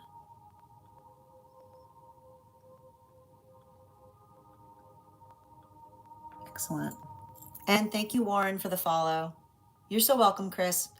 Excellent. All right, we are going to get started today on personal readings. The first person we're reading after we've completed the Daily Collective today, I'm still looking for Yaz. Yaz, if you're here, can you respond in all caps? Let me know if you'd like a general reading or if you have a specific question you'd like me to answer. And if Yaz is not here, the next person we're reading for today is going to be Alexandra. Alexandra, I'm looking for Yaz or Alexandra. Yaz or Alexandra. Hi there, Bella. Happy to read the list I have right now.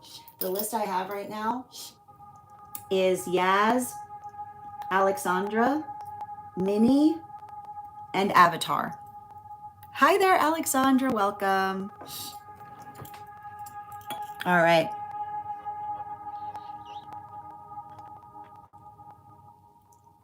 Excellent.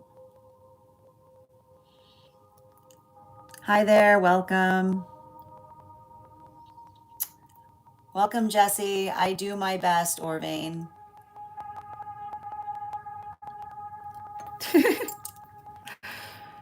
Oh, excellent. I'm looking forward to it as well, Daniela. All right. I got you. Let me go ahead and read it. So just a reminder to those joining us, if you have information that you feel is relevant or necessary for a read, for instance, if we're doing a dream interpretation, you can include it in the notes when you send the donation. You can also post it in our subscriber only disco channel in the appropriate channels.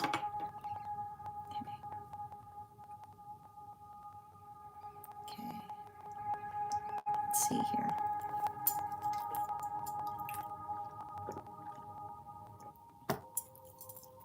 And before we continue with Alexandra's reading, let's warm up those intuition muscles with an intuition check. I've got the animal oracle cards here. We're going to count back from 10. And when we get to 1, I will reveal the card.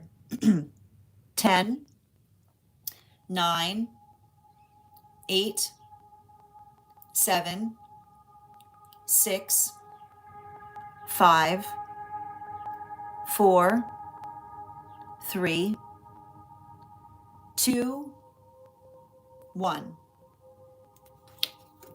We got the salmon. We'll do that again after the next reading.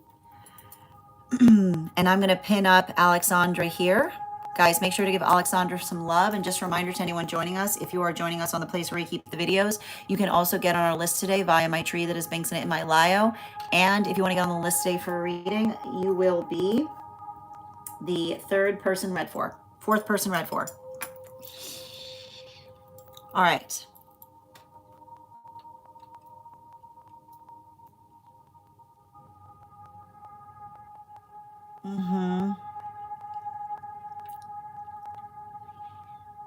So it seems to me that we're addressing the fact that July for you has been an energy of a lot of social volatility, is what I'm effectively identifying there.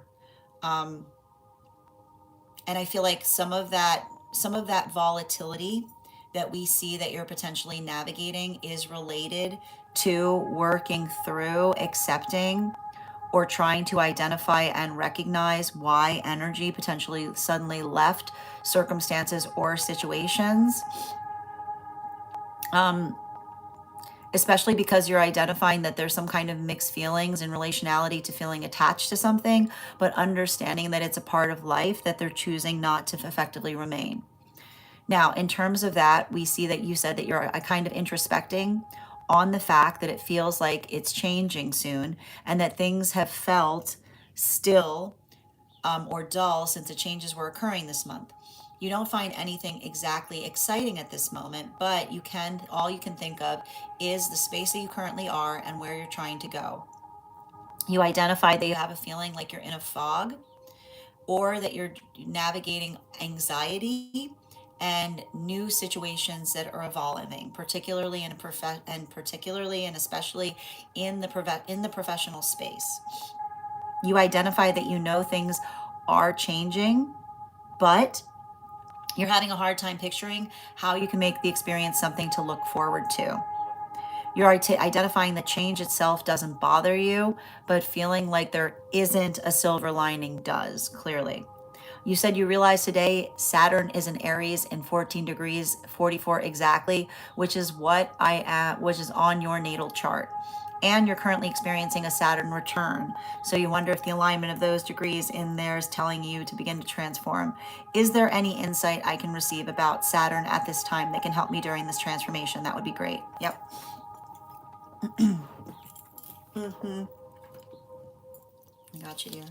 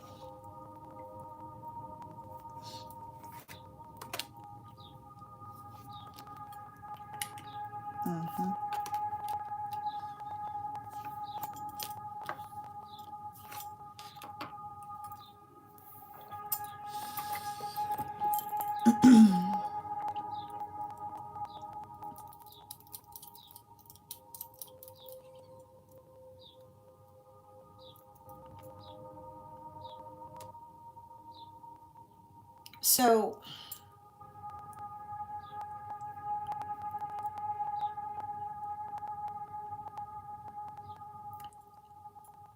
there's something I'm seeing.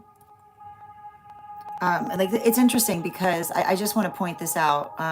You've got a lot of like all of these fours. Okay, we gotta talk about we gotta talk about all these fours, right? These fours are floors, right? These fours are floors. Um, and the thing you have to understand is, and I think that it's really important that you identified the fact that you recognize that you said that Saturn is in Aries and 14 degrees exactly, 44 exactly, because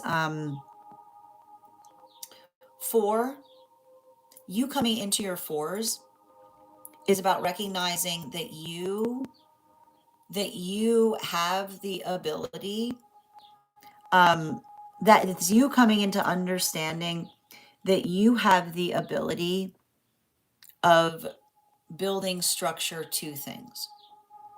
And when we are well structured, right? When we are well structured, it can be energetically intimidating to others, right? And it shouldn't be like that, right? It shouldn't be like that. And but and I want to tell you, it's interesting because I see there's something I'm identifying that's really important to recognize or identify. The word that's coming through on this reading is churn rate. Okay? And the thing about a churn rate that one has to be the thing about a churn rate that one has to be conscientious about is that healthy things don't have it. Okay? That's the crazy thing. That's the crazy thing about a churn rate is like that's a wild thing. The wild thing about a churn rate that you have to understand. Okay, the healthy thing about a churn rate is that healthy things don't have them. And the reason I say healthy things don't have them is that when you see the energetic best, right? When you see the energetic best energy leaving a situation, it's distressing. And it says to me, because it's the observation of that is often, I like to point this out, when you see situations where the absolute best energy is leaving, you're not in a productive place, you're in a battlefield, right? It's not a productive place, it's a battlefield. Because the thing about it, you have to understand, healthy, productive energy does not stick around to battle around efficiency. Sometimes, and the thing about this too is sometimes it takes years for energy to recognize that that is effectively happening, right? It often, like I keep on seeing, like I just keep on getting the word churn rate, which is already, I feel like there's something happening around you by which that's effectively occurring, with the observation and, like you said, the fact that it seems like a bunch of energy left in a hurry, is understanding that there's something that was going on there, right? You don't know the full story, right? You don't know the full story. Healthy energy, sometimes healthy energy doesn't stick around to make a fuss. Sometimes healthy energy walks away when they realize that something's a lost cause. So one of the things I might encourage you to do, right? Particularly if you noticed, like I keep on hearing, particularly if you noticed a mass migration of energy,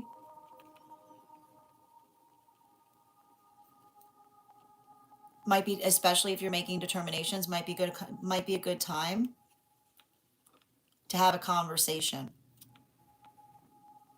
right? Might be a good time to have a conversation. Particularly and especially if somebody's trying to give you more responsibility, right? Particularly and especially if someone's trying to give you more responsibility. Because, and this is what I meant, and this is actually in connection with some of that reading that we've had previously, which is you have to understand that what we see with Saturn in Aries, 14 degrees 44 exactly, this is you being in a time by which you're building your roots in, right? You're building your root system. And your root system, as it were, right? That observation of building into a root system is potentially amplified or fortified by your own ability to energetically communicate to another, right? What it is that you're energetically trying to endeavor. And if that energy, right? If that energy is working through circumstances or situations where they're not necessarily inclined to share with you what that vision is, or simultaneously feels like it's energetically oppositional to it, right? Like I just keep on hearing right now from your guides, you cannot be loud enough with your manifestation goals right now. And you being loud about your manifestation goals is the state or nature by which you say to another person, I'm willing to stay here, but these are the changes I need to see, right? These are the changes that need to be implemented. So that's what I meant in relationality to a conversation, because, and I want to identify this, I feel like there's a lot of possibilities that are here for you right now in terms, like, I feel like the question you need to ask yourself in relationality to that silver lining, a silver lining is not found. A silver lining is created. Okay. And your silver lining, right? I'll tell you exactly with those placements, how you're going to find your silver lining.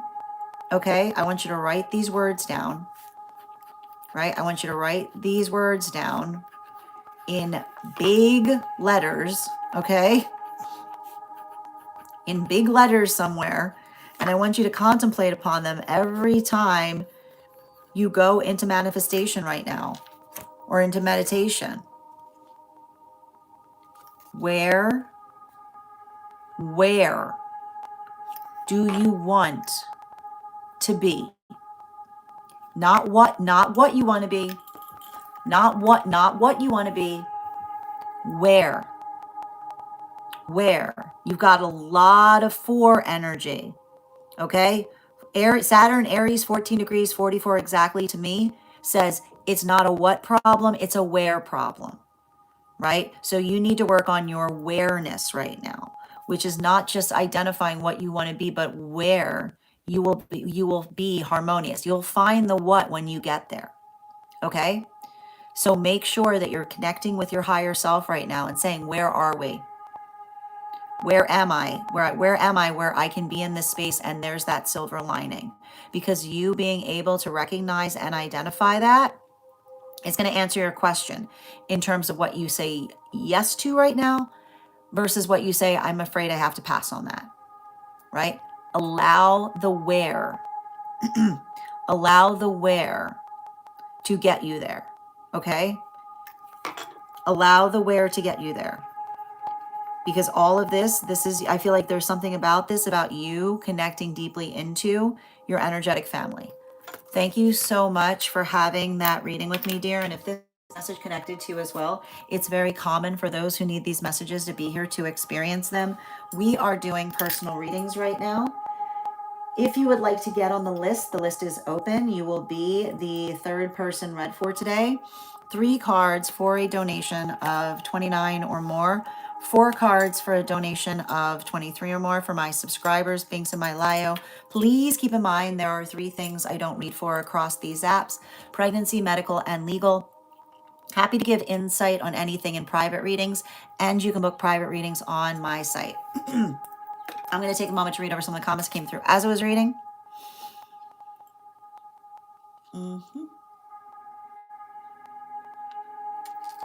Well, that's why the destabilization is because you got all that 4 energy around you, right? I know, in order to find stability, you got to feel unstable first. I must be really healthy because I don't even know that word. That's amazing. Jamila, thank you for the follow. Your Capricorn's 29 degrees in your 4th house. Yeah. And that's a lot of pillar energy. Yeah, I had trouble with the concept of home, but I love nature, and I feel like I'm not. But there you go. You can't make nature where nature doesn't exist, right? Like that's the thing about. That's why I keep on saying it's a where problem, right? You can't be like, I need more nature here. That's that's gonna be a hurdle. Yeah, but this is why, right? Like this is what's gonna get you there. Absolutely. Excellent. All right, so see if asking that question changes the conversation, and sending you so much support on that journey. All right, we're going to continue right now. The next person on the list for today is, I'm looking for Yaz still. If Yaz is not here, Bianca's next. Absolutely, dear. You're so welcome. All right. And if anybody else wants to get on the list right now, it's a great time to get on the list. You'll be the 3rd person read for. Thank you for the compliment, Steve.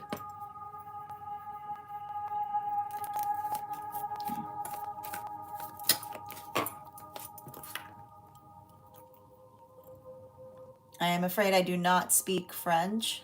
RN?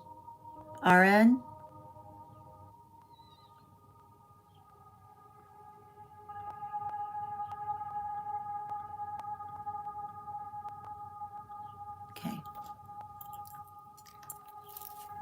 Oh my gosh, of course, dear. I feel like I see somebody that's genuinely relieved to be on the other side of something. I keep on seeing the energy, like I feel like it's like I told you not to worry. Like it keeps on, it's giving me energy of someone that feels like everyone's making a big bother or a big deal. But now I feel like they're like, okay, they got a point to a certain extent. I just see somebody who's eager to rest, right? Like I see somebody who, like, they were like, that was awful. It's like, that was awful. Animal Oracle. We are going to hold on 1 cards right now, friends. Yeah, Raven. You know, I here's the thing about it. I see this energy. Like this energy is too fatalistic, though. You know, like I read into this energy. They're like, when it's my time, it's my time. But being like, but we don't need to expedite it. It's okay. You know, yeah. It's saying like it's you know. I just keep on seeing. Yeah, let them. I feel like just let them rest and make sure that they're hydrating. Absolutely. Thank you, dear, and sending support. All right, let's continue right now. The next person we're reading for is Minnie. Minnie, if you're here, can you respond in all caps? Let me know if you'd like a general reading or if you have a specific question you'd like me to answer.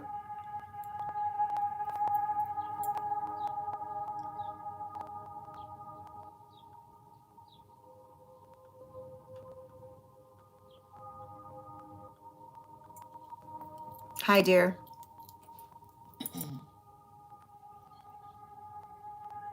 All right.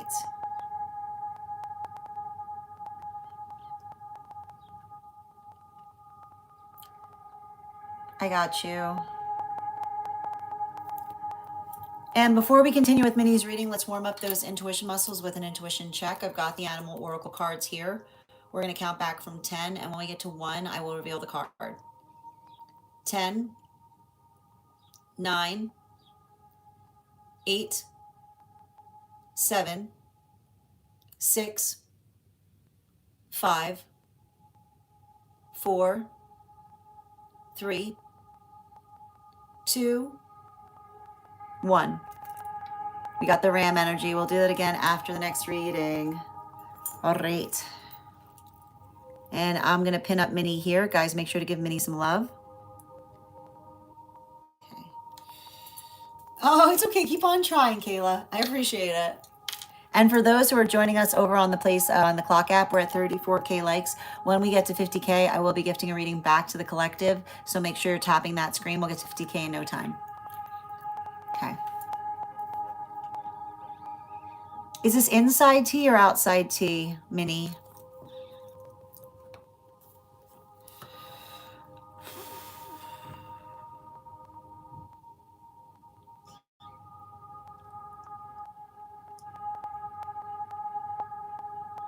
Got you. All right. During a previous Akashic reading about my partner and I, you'd mentioned that this is the first time my partner and I are working energetically together, and we may have had no past life together, but there was more to be said about this. Can we please get a past life reading about my partner and I? And if there isn't one, why did we decide to work together in this lifetime? Yeah.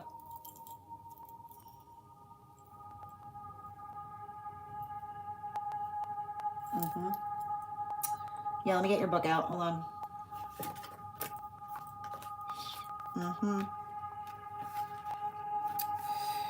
Yes.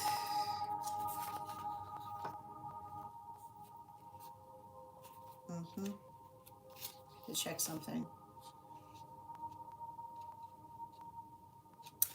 Yeah, I got it.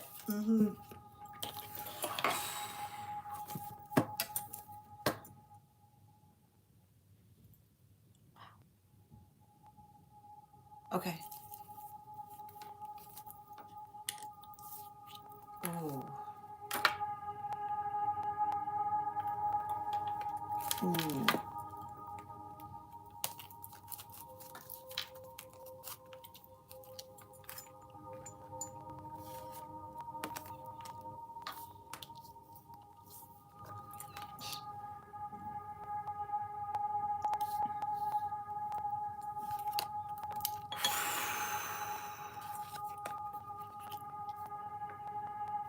Yep, that'll do it. Okay.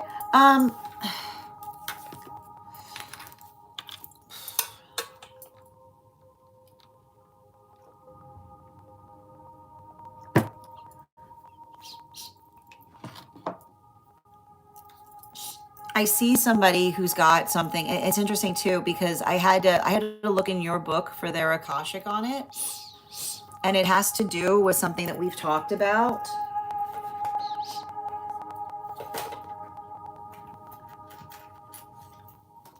And what we're identifying in terms of it is the right thing for the wrong reasons.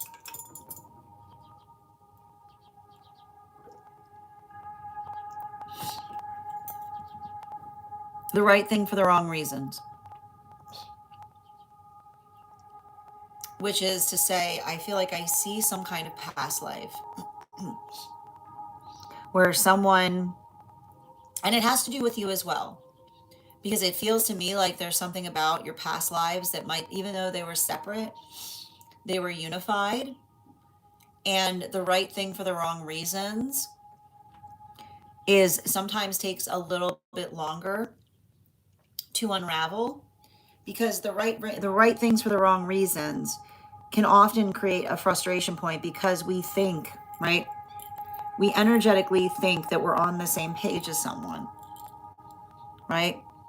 We think that we're moving towards the same purpose until someone reveals something, and we identify that we recognize and identify that what that energetic reason was not the reason to be energetically doing something, right? So I feel like I literally see, and like this is the energy I'm seeing around your counterpart, right? Incredibly honest, incredibly genuine, right? Would do something and not think twice about doing it. And it feels to me, I'm seeing some kind of situation in a past life by which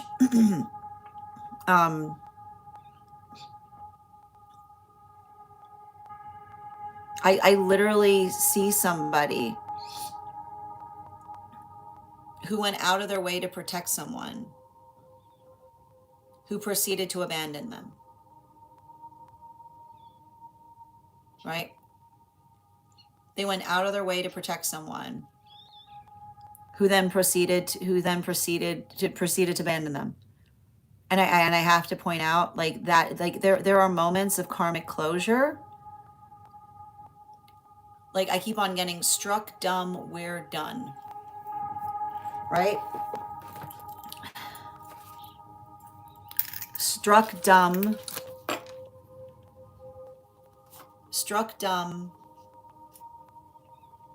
we're done. Struck dumb, we're done. I just keep on hearing the same thing. Struck dumb, we're done. And the reason I keep on hearing struck dumb, we're done is because, right? And I see even in this, I don't see somebody who even abandoned something after that. They continued through something unimpeded. But from that point on, they were in solitude, right? Like, this is somebody who in a past life committed their entire life to their purpose after a massive betrayal.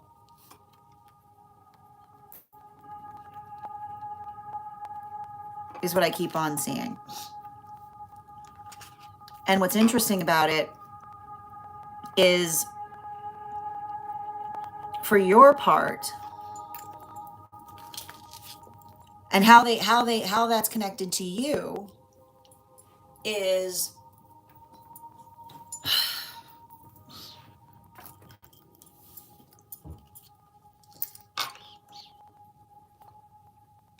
I see another circumstance or situation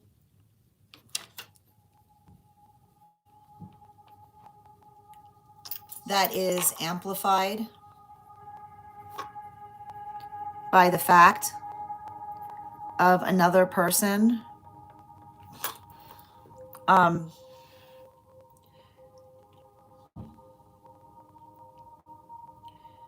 the best way I can describe what I'm seeing here is,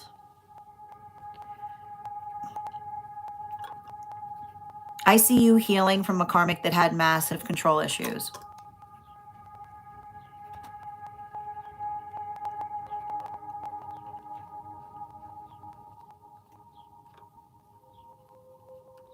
And the thing about it is, when someone has control issues, there's no possibility of divine union. It's all there is to it. If you got an energy who has control issues, you have to say goodbye to divine union, because there's no balance, right? There's no balance to be found there. And what's hard about it is, I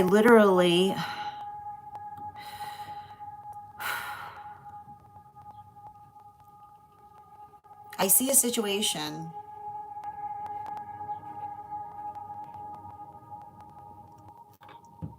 by which you were doing everything in your power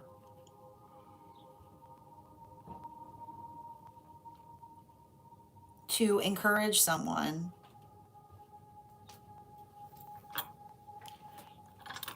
on their path of excellence,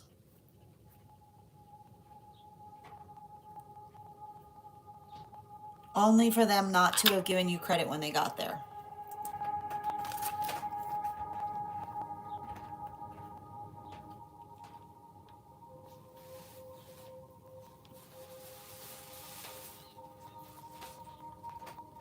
So I'm seeing that in the past life, you and this individual both went through profound karmic closures, right? And theirs was the space that they were working energetically, like they were effectively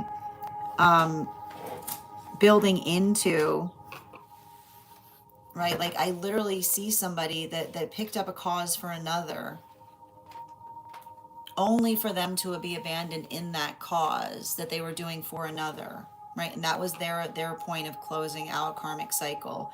Whereas you, like I see you having spent your life in some way doing everything to help another person achieve energetic excellence, only for them not to necessarily give you the credit that you deserved in terms of them finding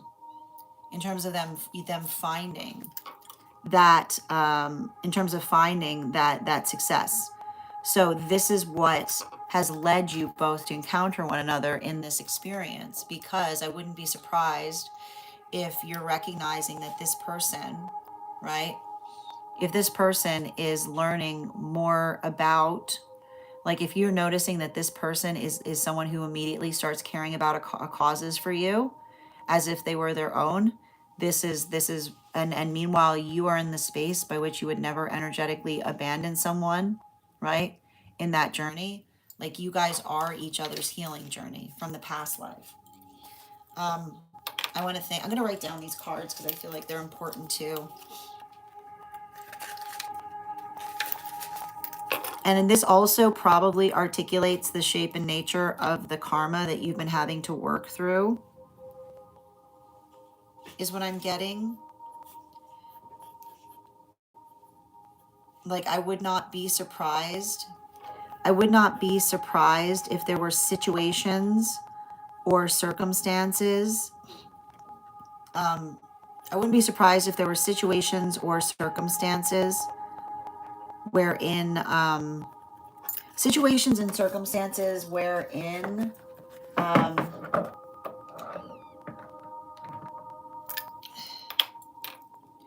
the best way I can describe it is if you've got a wound related to another person,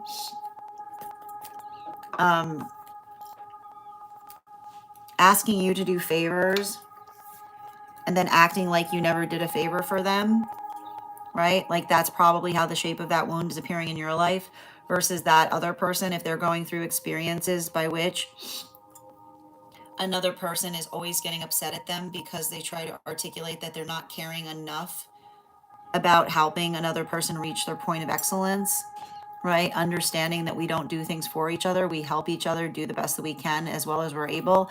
This is reflective on how you both are healing from it. Thank you so much for having that reading with me.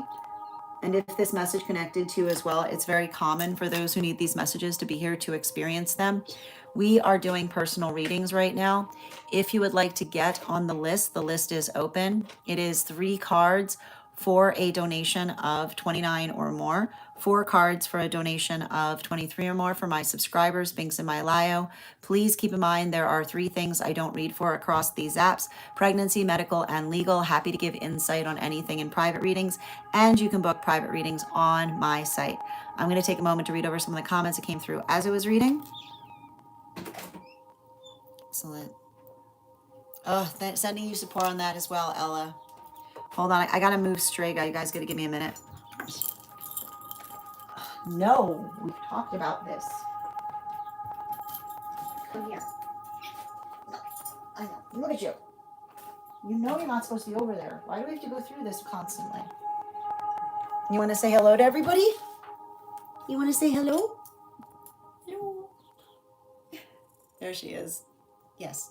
Every time you sit where you're not supposed to, you know you're going to be going over here. What do you have to say for yourself? Nothing? You don't want to say hi? Okay. Don't go sit over there, okay? Be good. Be good. Now we're stuck. Okay, here. Ouch. Let go. Let go. You're stuck on me. Okay. I love you. Okay. Be good. All right, where were we? Hi, Colleen. How you doing today, dear? Thank you. Okay, where were we?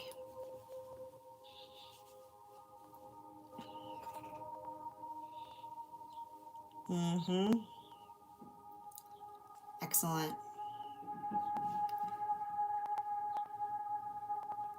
Absolutely. And thank you for that, Minnie.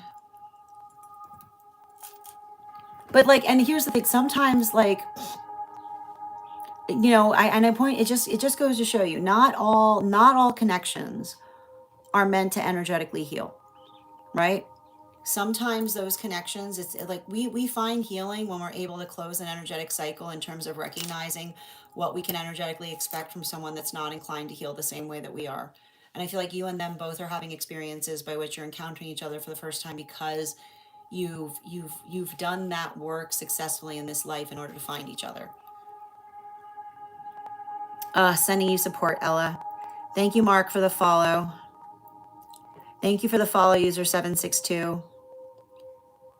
Hi there. How you doing today, Colleen? Thanks, Jonathan. Appreciate you. Excellent. No, they felt really icky, but very familiar in a way too. You know. How you doing today, Ape? Bry. So we do free one card readings for those who are paid members here. So if you'd like a free one card, you just need to become a paid member. I'm happy to draw a card for you. Excellent. All right. And just bear with me a moment.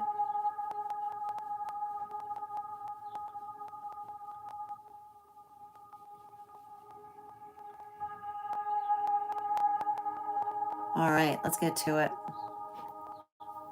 Not yet on one cards, dear. All right, we're not on one card yet. We still got readings to do. Excellent. Oh, hi, Ruby. Yeah, don't have to say it yourself. Now we're stuck. Hi, Julia. We're not on one cards yet, guys. We still got readings to do. Okay. For those who are interested in getting on the list right now, though, the list is open. You'll be the next person read for. The next person we are reading for today is Avatar. So, Avatar, if you're here, can you respond in all caps? Let me know if you'd like a general reading or if you have a specific question you'd like me to answer. Oh my God, that's amazing, Minnie. Congratulations. That's wonderful. Yes, Nikki, the list is open. Absolutely. Second call right now for Avatar. Second call right now for Avatar. And I'm going to take a moment and step away. Yeah, 1 minute. I know everybody's eager for one cards. I'm going to step away and give Avatar a moment, or if anybody else wants to get on the list. And if nobody else is on the list when I get back, then we'll get started on one cards. I'll be right back. Thank you, guys.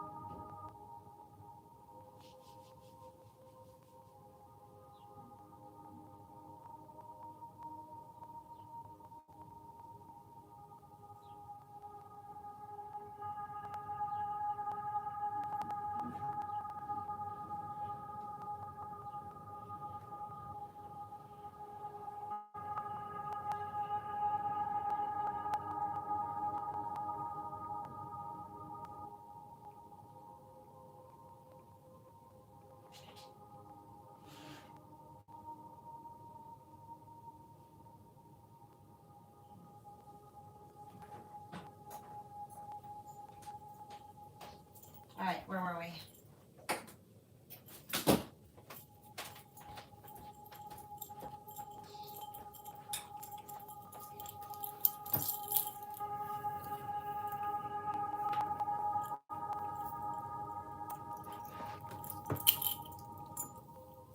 I got you, Nikki. Thank you. All right. Still looking for Avatar. If Avatar is not here, the next person we're reading for today is Nikki. Excellent. And if anybody else wants to get on the list right now, you will be the second person read for. How you doing today, Abe? We're based in the U.S. All right. And while we wait for Nikki's question, let's warm up those intuition muscles with an intuition check. All right. I've got the animal oracle cards here. We're going to count back from 10. And when I get to 1, I will reveal the card. 10, 9, 8, 7, 6, 5, 4, 3, 2, 1. We got the air dragon. We'll do it again after the next reading. Well, very close. Very close, Janae. Excellent. And for anybody interested, we've got 4 spots available today before the list will be closed. And Nikki, can you please let me know if you'd like a general reading or if you have a specific question you'd like me to answer?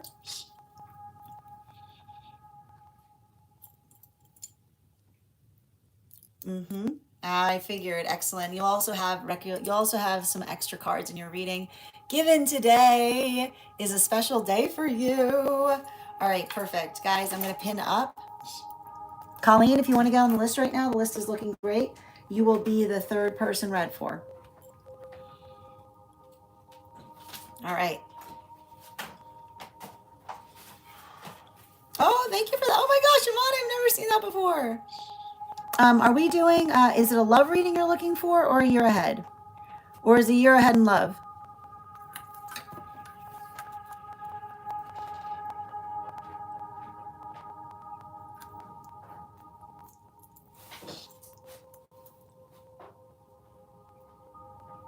Got it.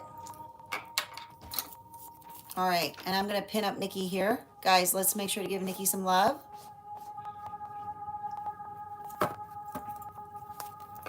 Okay, we're going to do, yeah, I know, yep, we're going to do 2 and then love. Yep.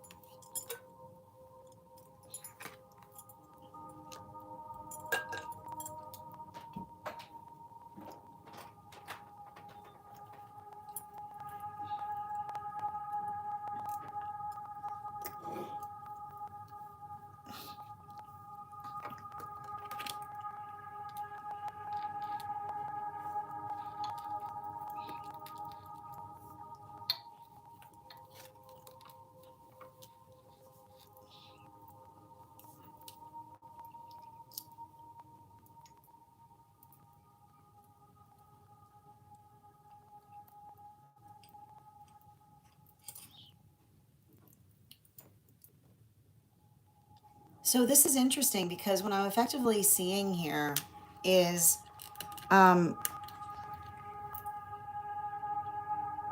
feel like the year ahead is going to be very much related to stepping out of your comfort zone. But it feels like stepping out of your comfort zone in the best way possible is what I'm really seeing. Because I keep on hearing, in order for a convention to be a convention, it needs to make sense. Right? There's something very important about that. And it's interesting too, because I think we've discussed this to a certain extent, that this has been something that I've been seeing that is like all over your Akashic, right? And the thing about it, right? The thing about a convention's only a convention if a convention makes sense, right? Because I feel like I've seen this in several, and I keep on hearing someone say, we just don't do that, doesn't cut it, right? Doesn't cut it. Specifically and particularly because the observation or the understanding of being able to effectively identify and recognize that the state and nature by which we effectively care about one another, right? When we care about each other, the house of care is built with logic, right? The house of care is built of logic, which is something that one is able to energetically explain in a way that feels reasonable. Because I just keep on seeing you've got some energy around you. And it feels like it's coming from a past life too, right? Wholly unreasonable as it relates to tradition, right? Wholly unreasonable as it relates to tradition, which is the same. And you have to understand, like, right, like the only way you make a tradition is if you're like, I keep on, and here's the thing about it, you're the energy of new tradition, right? And what does new tradition say? New tradition says that tradition doesn't make any sense. That tradition is ridiculous. that tradition's ridiculous, right? Because you have to understand, right? And I like to point this out. There are. It's funny too, because like I wanted to read for it, and suddenly I like wanted to put my head on my mic, which is like, you know, there are things. Traditions should feel like warm coats, right? But no porcupine energy is what I'm getting, right? Which is like, and that's what I keep on hearing with a tradition. A good tradition should feel like a warm coat, but shouldn't stab anybody in the process. Is what I keep on getting, right? And that's what I keep on seeing in relationality to something. Because it's like, it says to me that I feel like you've had to have a lot of experiences by which you've had to tell someone that they've lost the plot, you know, as it relates to a tradition becoming a tradition in the first place, right? So, and it's interesting too, because you've got somebody in spirit talking about the fact that some of the traditions around you were literally created by energy that was left out.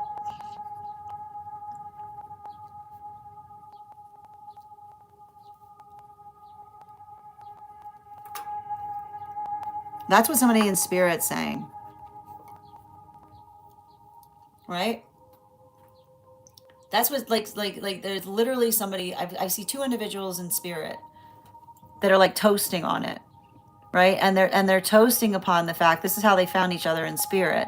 They're toasting because they were always like this. These two individuals, I see their energetic protecting you. They were always kind of considered like a bit of the outsider energy, you know? And so, and I think it's interesting because I literally see that these two individuals I'm seeing, effectively used to create traditions, specifically like it's saying to me, like they're saying like they're saying like outcast traditions, right? like traditions that they would effectively, they created a tradition around something because they were effectively being left out of something, is what I keep on seeing. And I feel like that's where I keep on seeing, like, it's so funny. I see two people in spirit that became friends in spirit. It's the funniest thing when I read for you.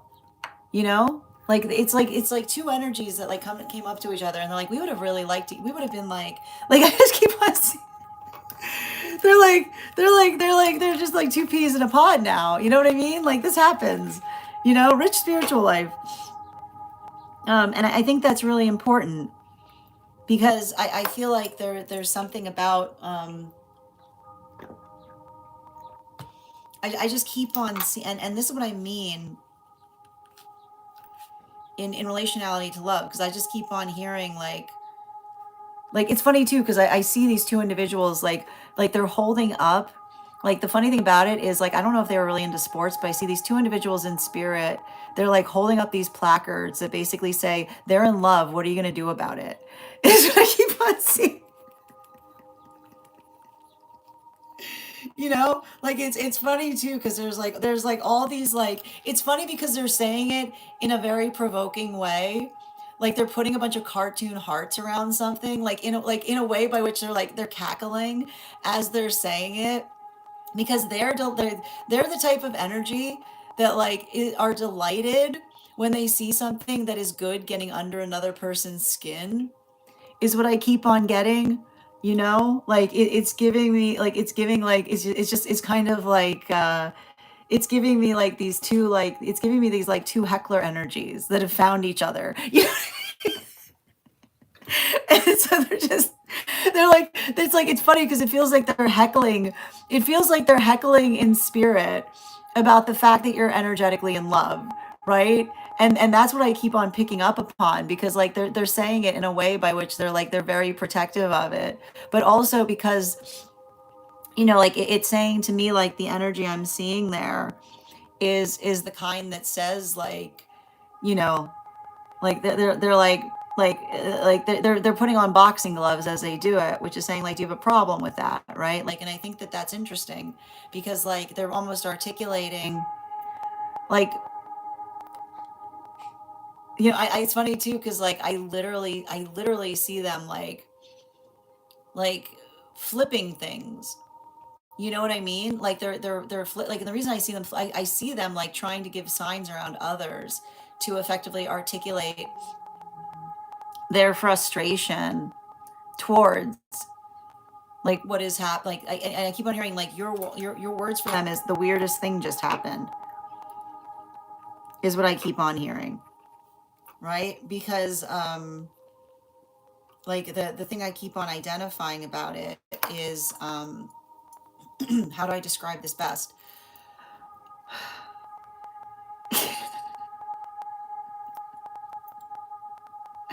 It's real, like it's funny too because it feels like it feels like these true grown adults that are like bringing out the child in each other, is what I keep on hearing. And the fact about it is like um the best way I can describe the energy that I'm seeing there is like there's a movie related to stepbrothers, right? Which are like, did we just become, like, someone being like, did we just become best friends? And someone being like, yes. And then there's just, and now, and it's like and so I basically, like, that is the energy of protection I see around you, is the best way I can describe it. Okay.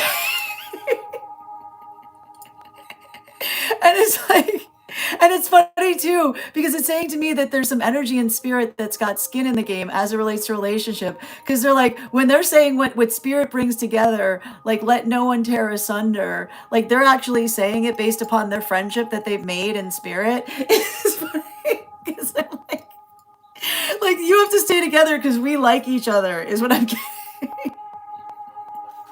So there's that, and every time I read for you, I'm sorry, because they just come through very strongly because they recognize that I can see them, and when they recognize that you can see them, like they're very, like, they get very goofy about it, because I feel like they're like, you know, like it's like they're it's like it's a lot of, like, it's a lot of goofiness, but in like the best way possible.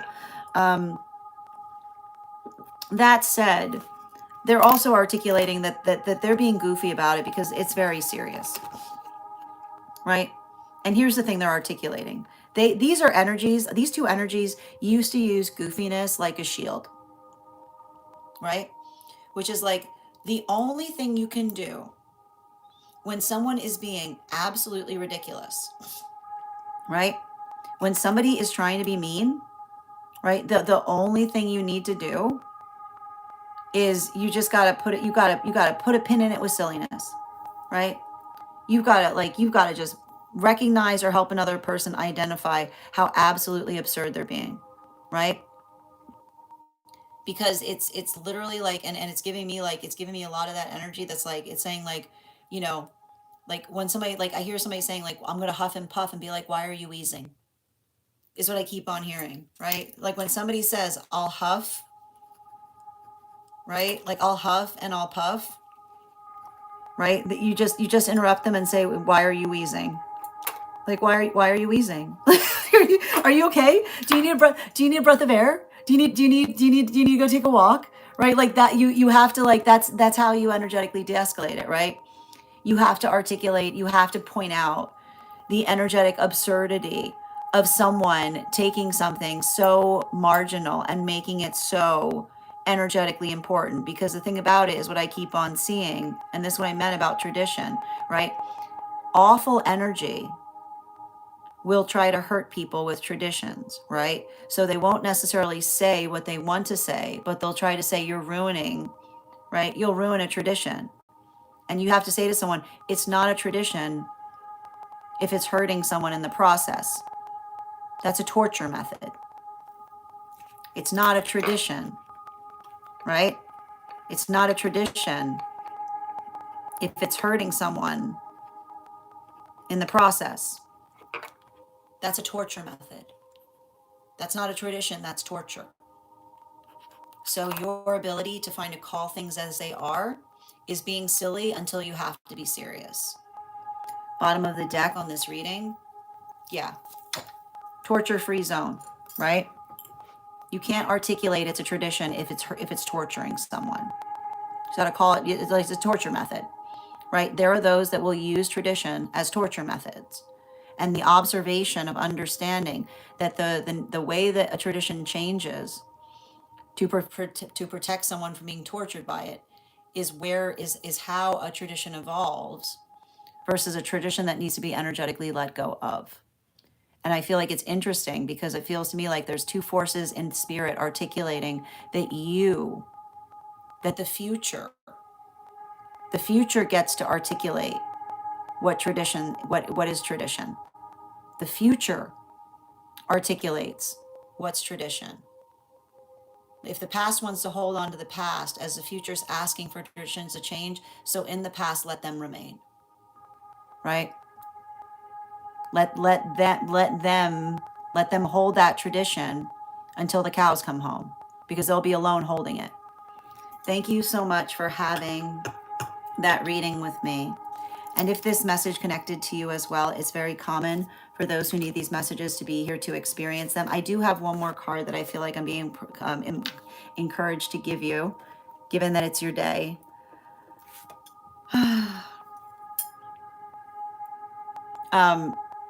I just keep on hearing someone say that they're going to be with you every step of the way, right?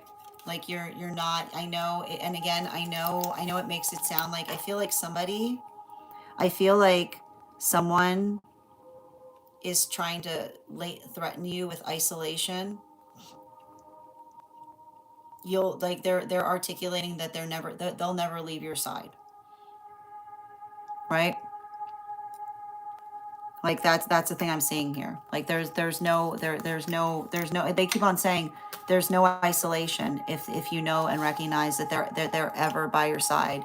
And I feel like they keep on giving you, like, I feel like there's a lot of energy. Like I feel like they keep on trying to articulate to you that they're there for you in spirit, particularly to help anesthetize around someone that keeps on trying to, like, especially from someone who's afraid of being left out of something, Like if they're left out, there's no, like I keep on saying, it's like somebody who keeps on threatening to leave someone out, but like you can't leave out the life of the party, is what I keep on getting. That's the silliest thing ever. Like go, like see what kind of party you have if you threaten to leave out the life of the party, is what I keep on seeing, you know? Like it feels like somebody who used to always have this argument with someone and being like, if you're there, if you're not there, there's no celebration to be had, is what I keep on getting. Thank you so much for having that reading with me, dear. And if this message connected to you as well, it's very common for those who need these messages to be here to experience them. We are doing personal readings right now. If you would like to get on the list is open. I've got 4 spots available before the list will be closed. It's 3 cards for a donation of 29 or more, 4 cards for a donation of 23 or more for my subscribers, Binks and Mylayo. Please keep in mind there are 3 things I don't read for across these apps: pregnancy, medical, and legal. Happy to give insights in private readings, and you can book private readings on my site. I'm going to take a moment to read over some of the comments that came through as I was reading.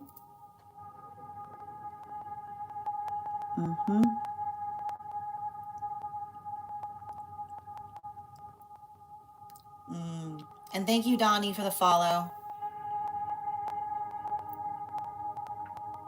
Oh, beautiful. Good to see you today, BB. How you doing? Guys, make sure to give BB some love. Readers supporting readers. Absolutely.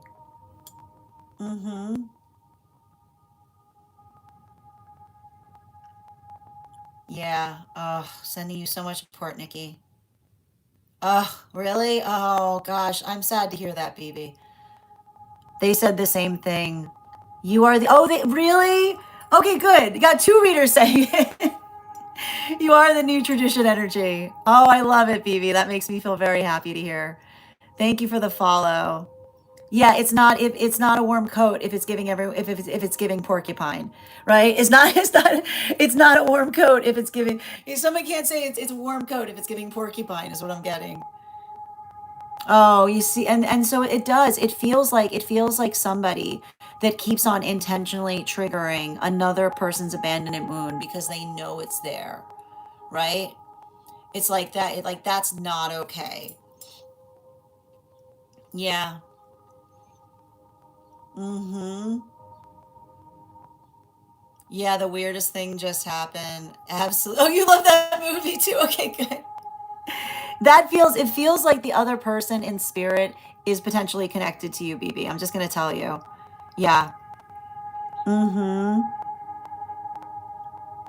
Yeah, absolutely. Exactly. And Donnie, thank you for sharing the live. Yeah, it's the little things that I know well are just but here's the thing, you can see through it, right? And if another person keeps on being susceptible to it, they're the child energy, right? Like you just have to look at them as child energy if they keep on being susceptible to another person triggering their abandonment wound. Yeah. And thank you for sharing the live, Chris. Always appreciate it. You're so welcome, dear. And again, wishing you so much beauty and wonder on your special day. Mabs, how are you, dear?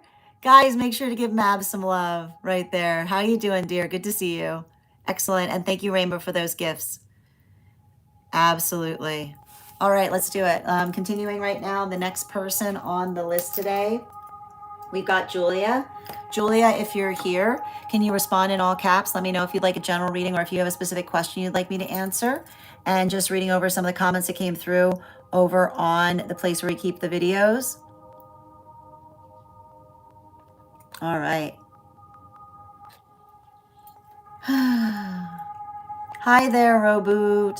How are you? Excellent.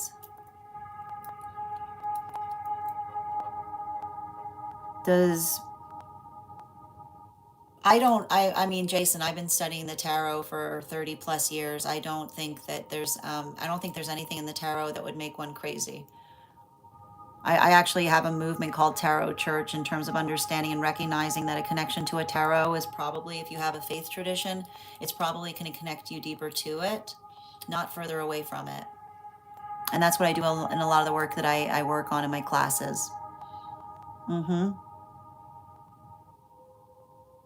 I'm not inclined. I'm not inclined to battle other tarot readers.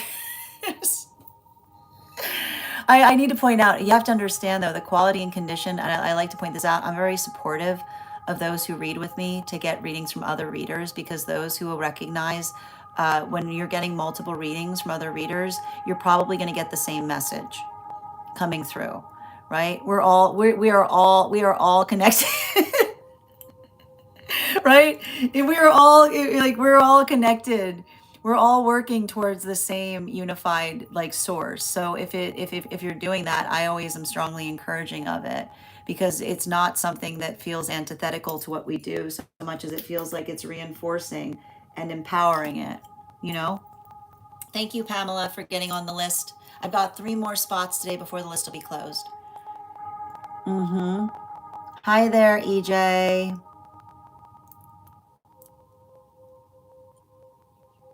I'm happy to give you a love reading if that's what you're asking about. You just need to get on the list, and you will be the 4th person read for. It's 3 cards for 29. But sending you so much support on your journey. Absolutely. I got you, Julia. Before we continue right now, let's warm up those intuition muscles with an intuition check.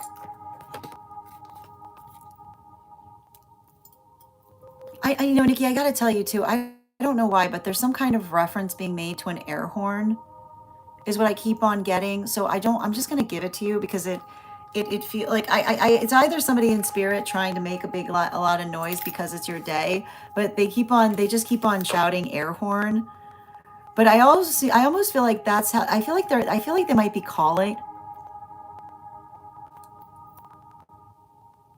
I think that's somebody's nickname. I'm just going to leave that there. I'm just going to leave that there. All right, we're going to continue right now. All right. And before we continue, I've got the Animal Oracle card here. We're going to count back from 10. And when we get to 1, I just keep on hearing every time someone talks, they're like hitting. All right, moving on. I've got the Animal Oracle card here. We're going to count back from 10. And when we get to 1, I will reveal the card. 10, 9, 8, 7, 6, 5, 4, 3, 2, 1. We've got the crane. We'll do that again after the next reading. Thank you guys for participating. I got you. Julia, what are we reading for, dear? Mm-hmm. All right. Ella, thank you. I've got you on the list. We've got 2 more spots available before the list will be closed. Okay. And I'm actually, you know what? I'm closing the list. The list is closed. If you'd like to get on the list right now, you can be read. You'll be read for. We should be back on Sunday. So I got you. Mm-hmm. Yep.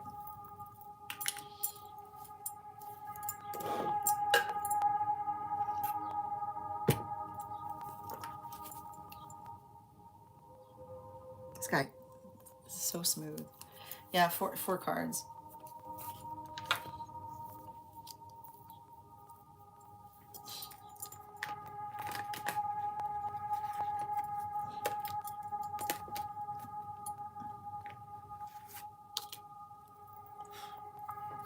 Like a frictionless surface.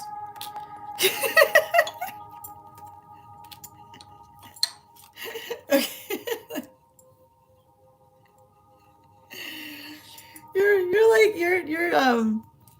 Your divine counter, like it's like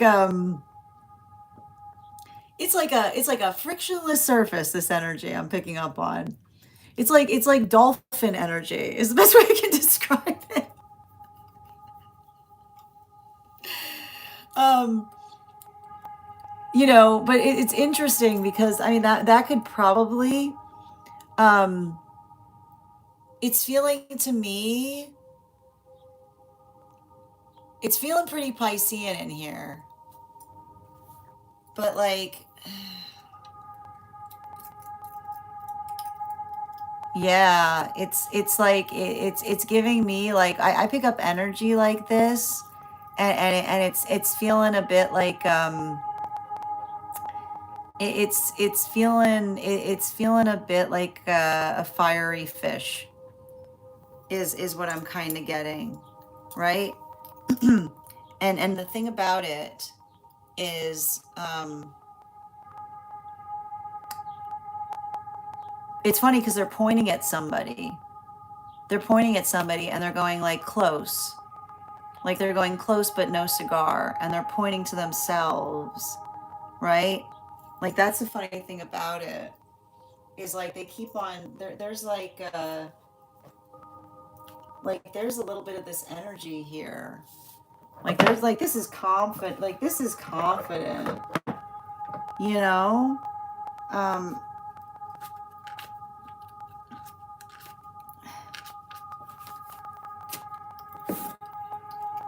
and um and that's why I just keep on getting like the thing about it is like there's something that they just keep on saying. Um oh, it's not the word cigar. There's another word attached to this that I'm going to send it to you. Um because like it's funny because I keep on hearing like I just keep on hearing someone say like how rude, how crude that other person was, right? Like how rude or how crude is what they keep on saying. How rude, how crude, because they're saying that like there's something to be said about the nature of him, like there's something to be said about the nature of there's something to be said about the nature of embarrassing ourselves is what I keep on seeing.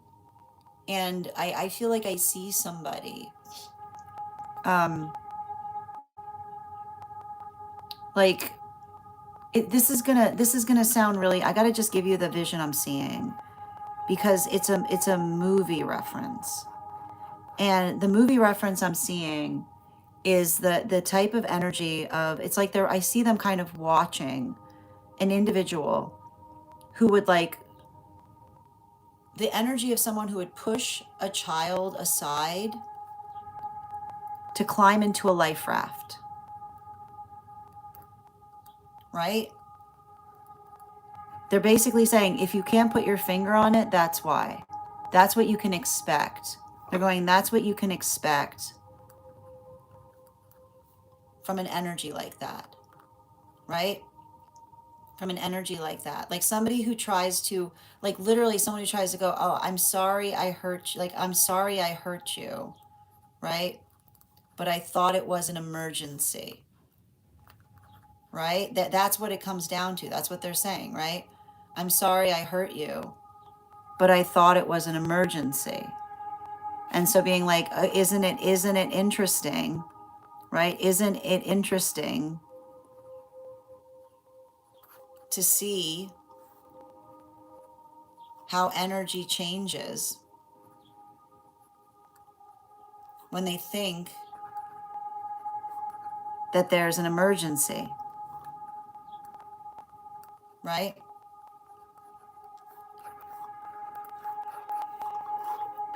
Um, I feel like this is someone who might actually work in an emergency environment.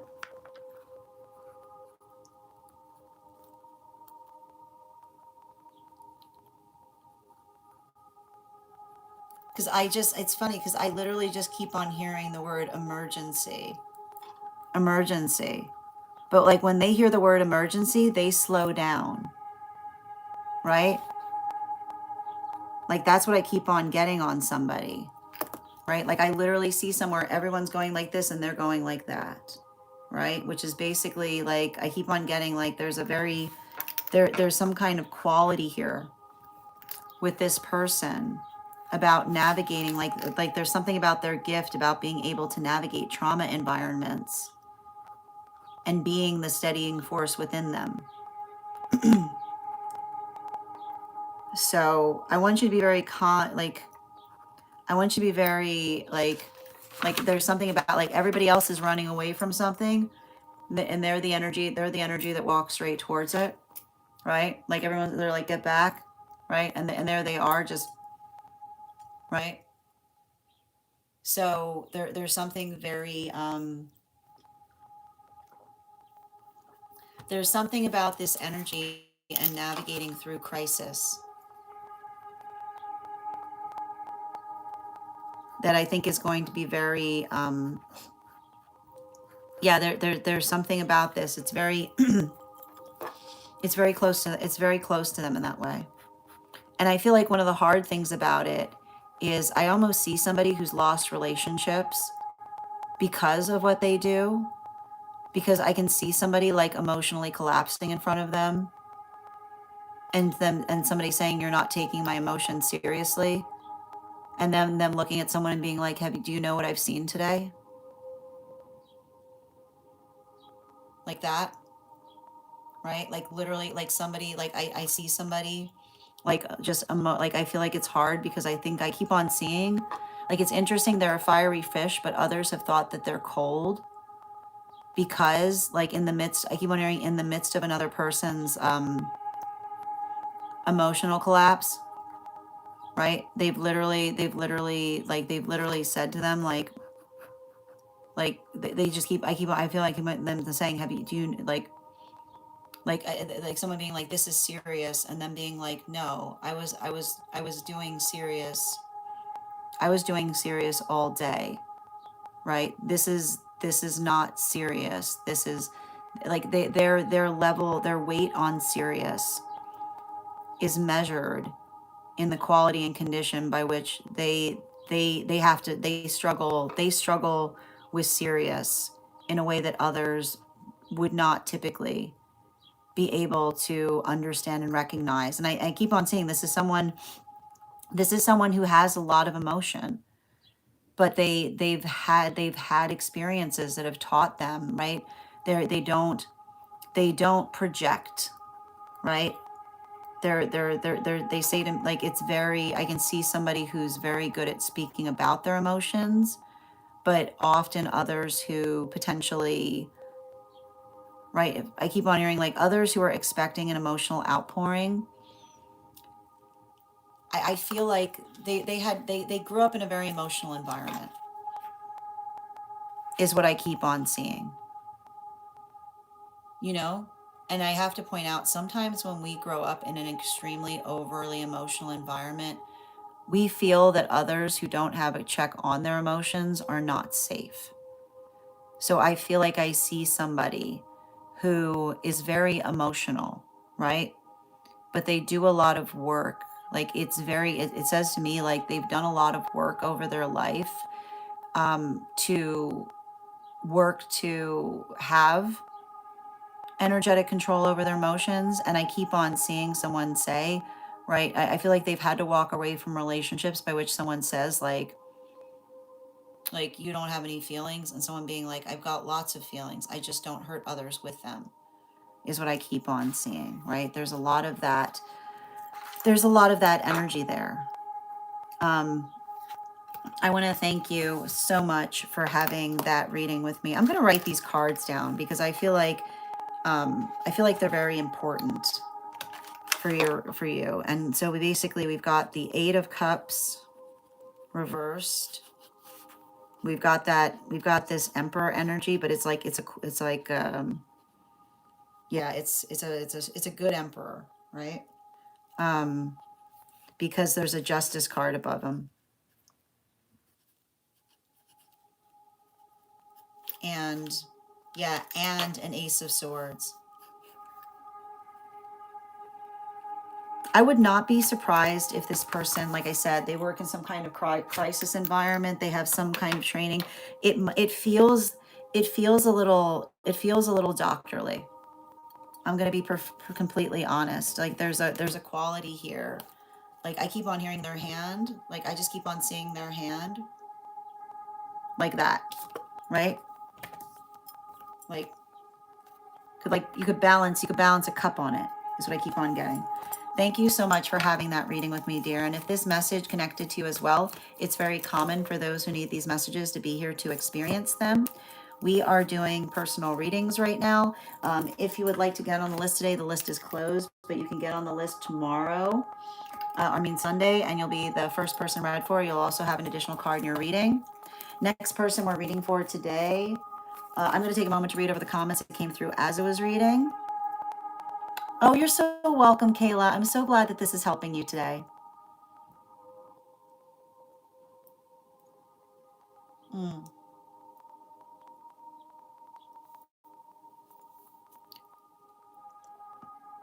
Excellent. Mm-hmm.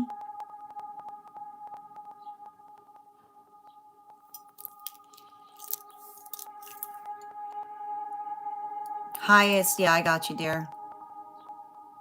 It's wild. I've been writing out about them. Okay, so you've been writing and never did that before. Oh, that's wild, Julia. Yeah, okay, so like remember when I said close, but no, the word that's coming through, like I'll just send it to you now because it's interesting because this is what I like but I feel like it's a message just for you. So if you message me directly, I'll send it to you. Okay? Yeah. Mm-hmm. Yeah, but that's what I meant. Like you needed to kind of go through that last person to understand what was really important. Mm-hmm. Oh, that's wild, Ella. Exactly. You're so welcome. Oh, that's wild. You got wind chimes chiming. Excellent. Excellent. All right, we're going to continue right now. The next person we're reading for is Pamela. Pamela, if you're here, can you respond in all caps? Let me know if you'd like a general reading or if you have a specific question you'd like me to answer. Still looking for Yaz. Yep. I got you, pieces. And if anybody else wants to be on the list for Sunday, you'll be the second person read for. Excellent. All right. Second call right now. Second call right now for Pamela. Pamela or Ella. Pamela or Ella. Oh, okay. Thank you, dear. I got you. Can you let me know if we're doing a general reading or if you have a specific question you'd like me to answer? Got you. Perfect.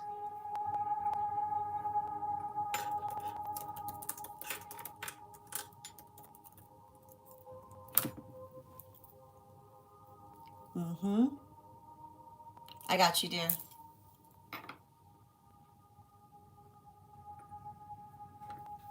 All right. Oh, Ella.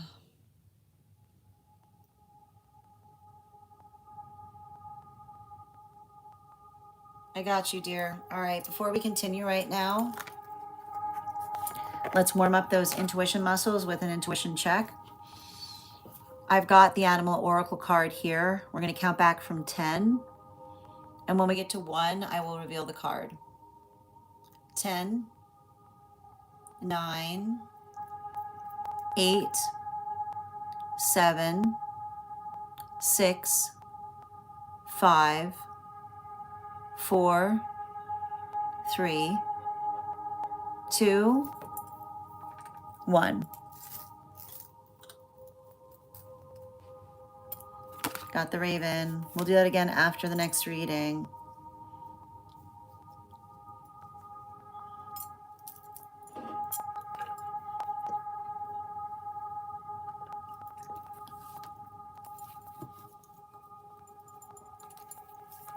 All right.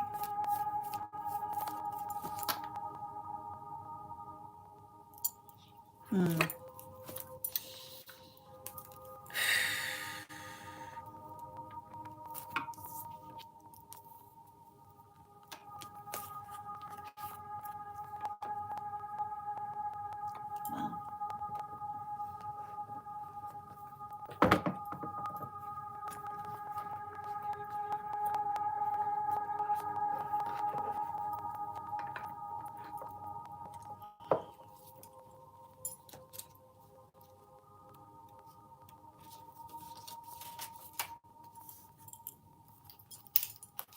Mm-hmm.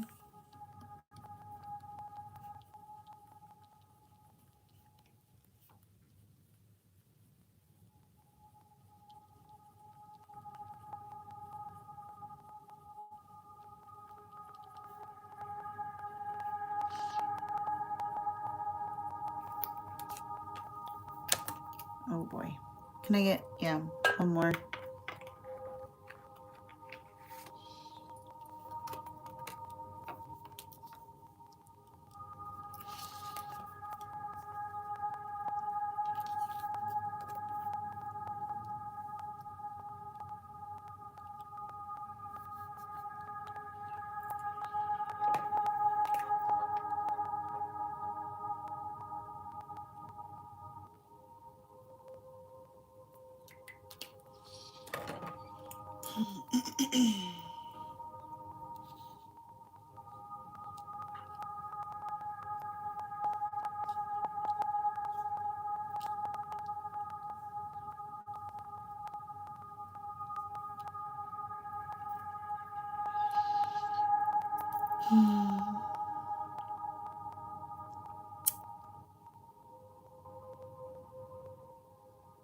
I'm getting a very strong message about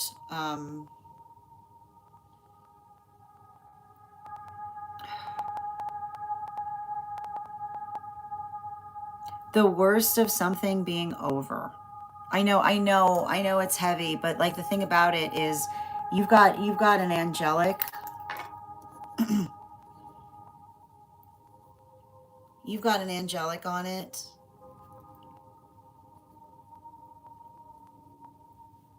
that needed,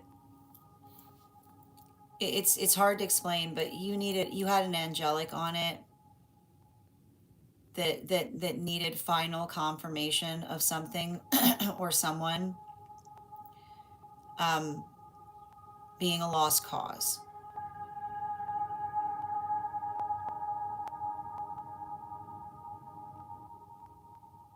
which I know is a very strange message.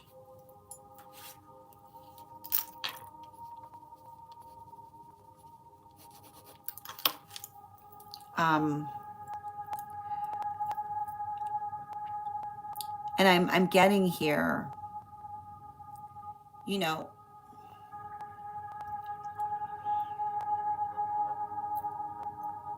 the situation, the situation and circumstance that I'm seeing um, around, like, and the best way I can describe what I'm seeing is um, I see something that is energetically improving for you, right? But the hard part that I see that's being navigated is um, I keep on, it's so strange because I literally see somebody like holding this like very heavy bag and saying, you know, all of this can go away if you just start being nice to me. Okay?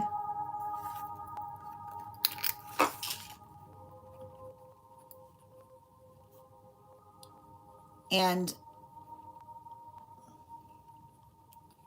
here's the thing about it. And this is why this is why the angelic needed to see it. Niceness is not reciprocated, right? If somebody like that's not a very nice thing to say, is it? That's not a very nice thing to say at all, is it?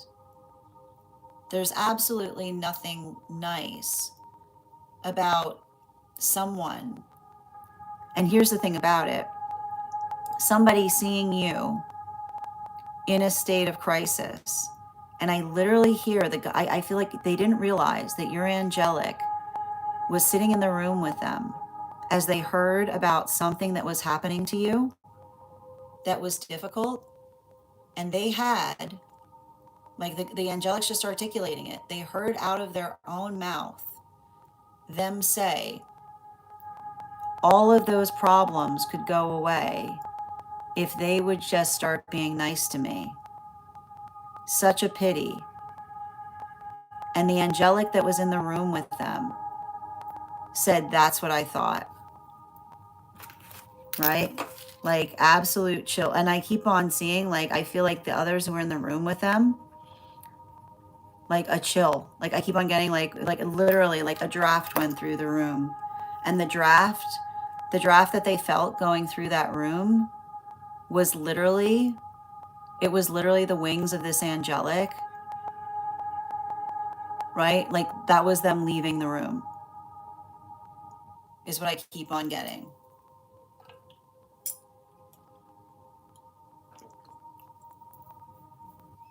So the one thing I'm seeing about it is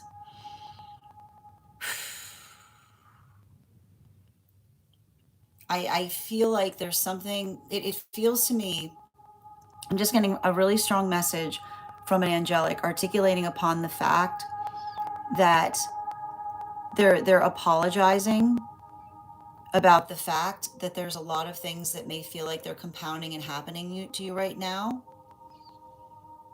but they're articulating that the worst part of it is energetically over.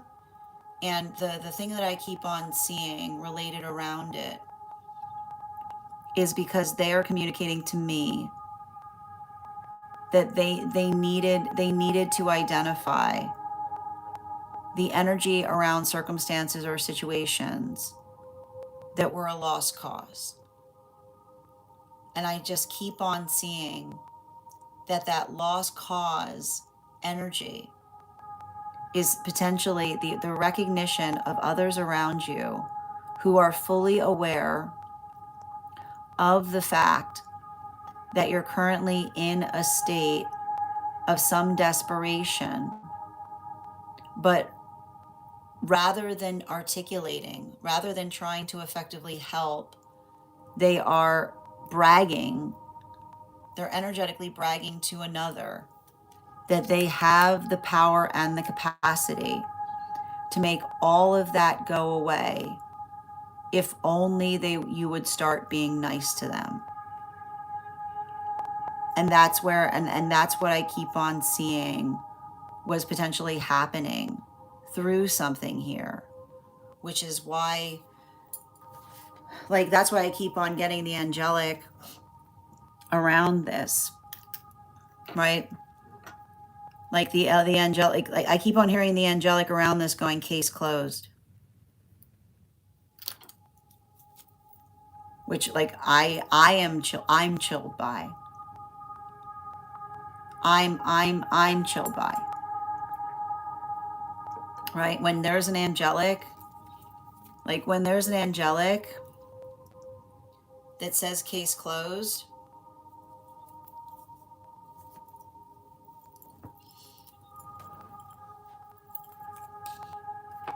right? Like,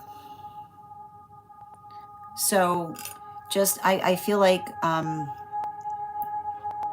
I want you just right now to work upon focusing on what needs to be fixed. And I keep on seeing one thing fixed a day is what I keep on seeing, right? I keep on hearing one act a day towards the fixing. Okay? And I just keep on hearing by the end of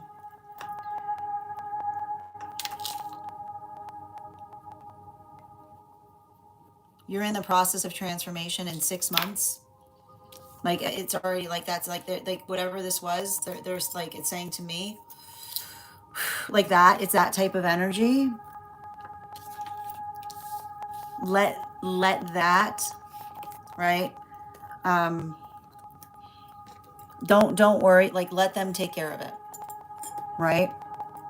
Like recognize the energy that's trying to bring help to a situation, and remember, recognize the energy, like recognize the energy that stood by and watched you struggle, is what I keep on getting, right? And here's the thing about it, You can have you can have empathy for it, right?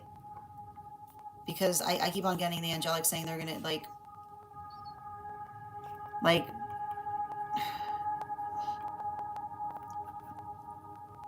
I keep on hearing like it's interesting because like the energy I'm seeing around something is they're articulating that the empathy doesn't disqualify what the angelic saw in that moment is what I keep on seeing. Thank you so much for having that reading with me, dear. And if this message connected to you as well, it's very common for those who need these messages to be here to experience them. We are doing personal readings right now. The list is closed, but if you'd like to get on the list for tomorrow, you'll be the first person read. I mean, you'll be on Sunday, you'll be the second person read for. I'm going to take a moment to read over some of the comments that came through as it was reading. Is that the same angelic I've seen around you before? Mm-hmm. Okay. Mm-hmm. Okay, that makes sense. All right, thank you. Okay.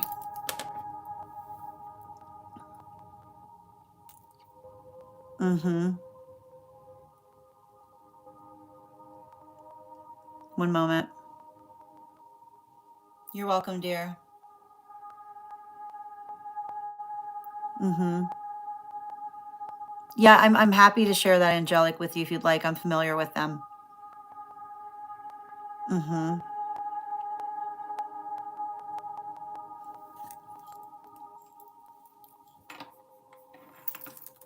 Hold on. All right, let's continue right now. All right. So we are now going to be moving forward. The next, we are now second call right now for Yaz. If Yaz is here. Oh, really, Kayla? So you remember something similar? I love this. So there's a message from Kayla. Listen, there's a message from you from Kayla who went through something similar in the past, Ella. And Ella said, and Kayla said over on the place where we keep the videos, 1 act a day, keep the monster at bay. So I feel like that's important, right? So it's very similar to the same energy that I was articulating. Yaz is back. All right, we're almost gonna get to 50K. And thank you for sharing the live, Ella. Always appreciate when you guys share the live. Thank you for that. Yes, we're ready to do your reading. You see? Excellent. And before we continue right now, I've got the animal oracle cards here. We're going to count back from 10, and when I get to 1, I'll reveal the card. 10, 9, 8, 7, 6, 5, 4. You're welcome, dear. 3. They were coming through strong. They got your back on this. And I keep on getting them. They apologize, but they just had to see it with their own eyes. 7, 6, or hear it. 5, 4, 3, 2, 1. We got the boar. We'll do it again after the next reading. Oh, you woke up from your nap the minute I called you. That's amazing. All right, let's get to it. You're so welcome, Ella. And guys, make sure to be sending Ella support. Okay, let's see here. We're reading for Yaz right now. I believe we're doing a dream interpretation.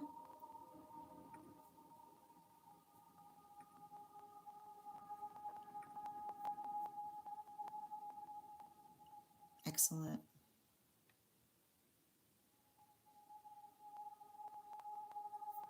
Yaz, where's the stream? Okay, thank you. We got there. Okay, I got you. Oh my goodness.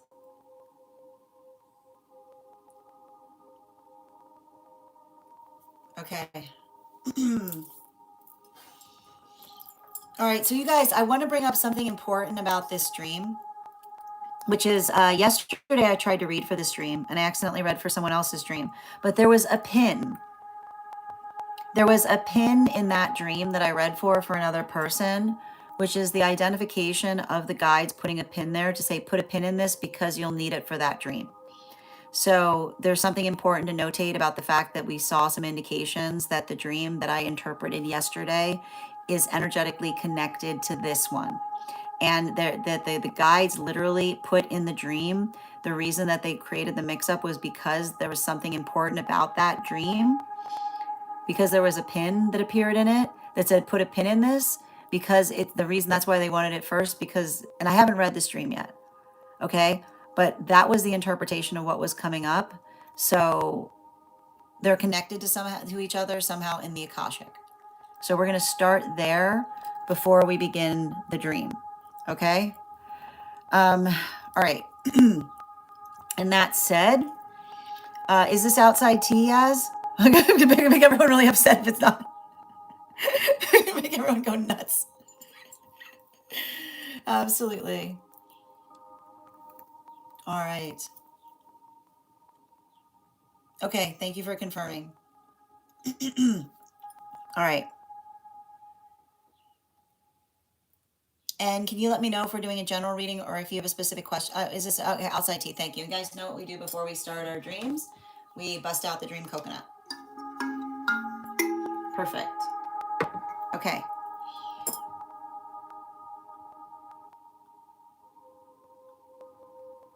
All right, let's get to it. Oh, hold on a minute.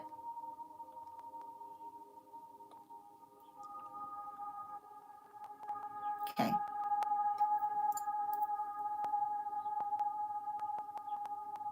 All right, where are we?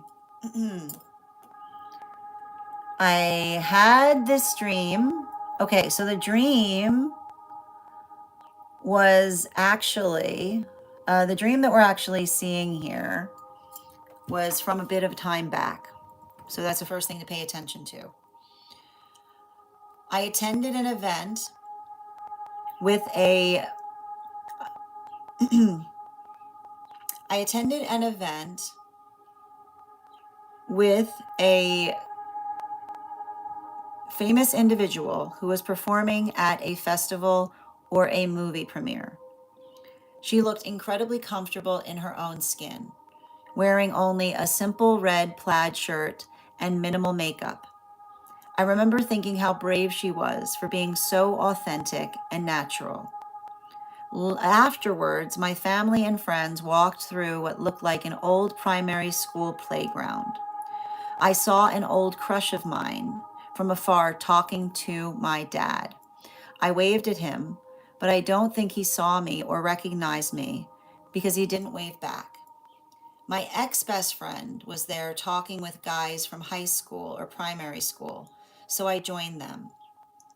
I made a joke about two of the guys who were very close and jokingly asked how their married lives had been.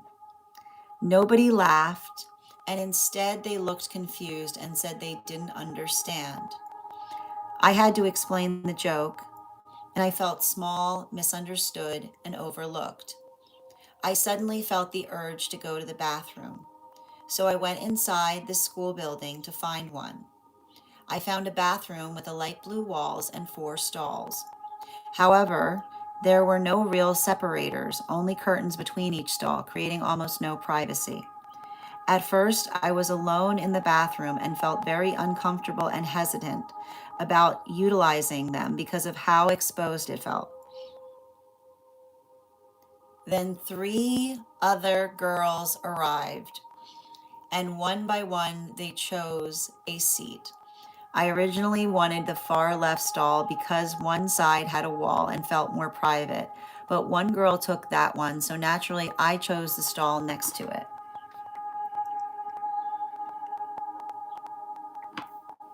The location I chose was in a worse state than the others and needed to be cleaned. So you started to clean, and the other girls beside you were confused and asked what you were doing, right? Instructing you to just go along, just go about with what was like, just go about it because it didn't matter. And you told them that you couldn't. So you effectively did that because you were too uncomfortable of what was effectively already there. And eventually you said you stopped trying to make it perfect and utilized it anyway. While all the girls were finishing in that space, you said you struggled. You said that everything that you did was not being navigated due to your anxiety of being in that situation. and the other individuals there were encouraging you to relax. They were confused about why you were having so much anxiety and kept telling you to just go ahead and do something. And at one point, an older individual came into the bathroom to help, and you told them you didn't feel comfortable with them being there. So they effectively respected the boundary and left. Eventually, right, you effectively were able to relieve yourself. And you said that you were shocked because of how much you were energetically holding.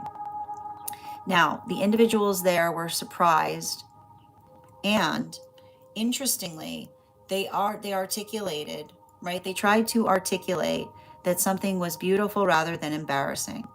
And you noticed that what effectively came from you was in different colors. And the girls started to effectively collect what had come from you. And one of them used a candle to drop wax over it so that they could keep a piece. And another used her nail to collect something. And you said you were confused but curious as to why they were treating it with so much rarity. And you asked what they planned to do with it. And you assumed it was for some kind of spell because of the candles and containers. And they explained they explained they tried to explain what they were utilizing was related to something that they were doing and would be useful later. You started talking about manifestation, and they spoke as if they met regularly, and so you had to ask if they were a group and if you could join. And one girl seemed unsure at first, but immediately another said yes. And you turned to the skeptical one and you tried to prove yourself, saying something like, I'm glad you guys can trust me, right? Oh, you can trust me. So you were trying to convince them that you were trustworthy. And they looked impressed and surprised, and they eventually welcomed you. And you felt happy and relieved to be accepted. Then one of the other girls said she would message you over social media about the next meeting. You searched the account and realized that you didn't recognize any of the pictures, right? It wasn't your real account. It was like a version of your account, but you hadn't seen it before. And the photos showed a very natural and authentic version of the self. They saw pictures of you doing yoga or landscapes, individuals hiking. And the girl told you how beautiful your account was. And you replied that you had stopped overthinking every picture and just trying to be perfect. You were just posting yourself and what you liked without forcing it. And they loved that. You then continued talking about the practice of manifestation. And you discussed how each person has their own mark or their own way of manifesting, depending on who they naturally are. And you mentioned that it always depends on lineage. And she explained that it's not exactly about lineage, but more about how every phase of life asks something different from you. And she gave you the example that a drawing someone made as a child might seem meaningless later, but at that age it represented their way of manifesting something they wanted, like a drawing or a dream or a dress before a special event. And she explained that everyone has their own manifestation method and imprint based upon who they were. Can I get 4 cards, please?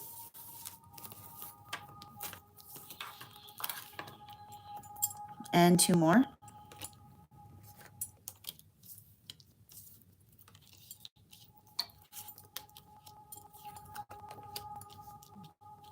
Okay.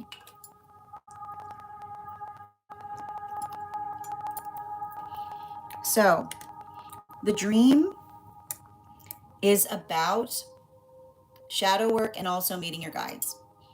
And the reason that we see that the pin was put into this dream is because the dream yesterday also had 3 feminine energies in them. And the dream yesterday was also invested in someone meeting their guides in the dream space. So let's start off from the beginning of the dream. And what do we see in the first part of the dream? Okay. We see you looking at someone you energetically respect, admire, or aspire towards, right? And so you see this famous individual, and they are at a premiere, and they look incredibly comfortable. in their own skin. And they're wearing only a simple plaid red shirt, minimal makeup, but you remember thinking how brave they were for being so authentic and real, right? That's what it looks like on the outside.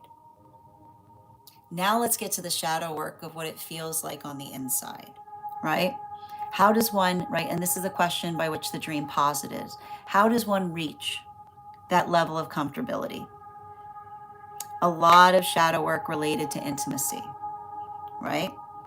So there you said afterwards, my family and friends were walking through what looked like an old primary school playground, right? So now we're looking at the shadow work of the childhood self.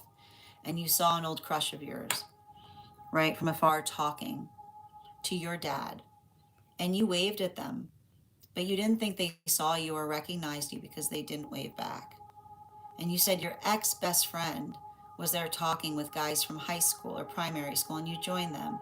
And again, you made a joke about two of the guys who were very close and jokingly asked, right, a silly question about how their married life had been. And nobody laughed, and instead they looked confused and said that they didn't understand. So you said you tried to explain the joke and you felt small, misunderstood, and overlooked. So we're dealing with the shadow work of situations from the past by which you felt energetically ostracized, right?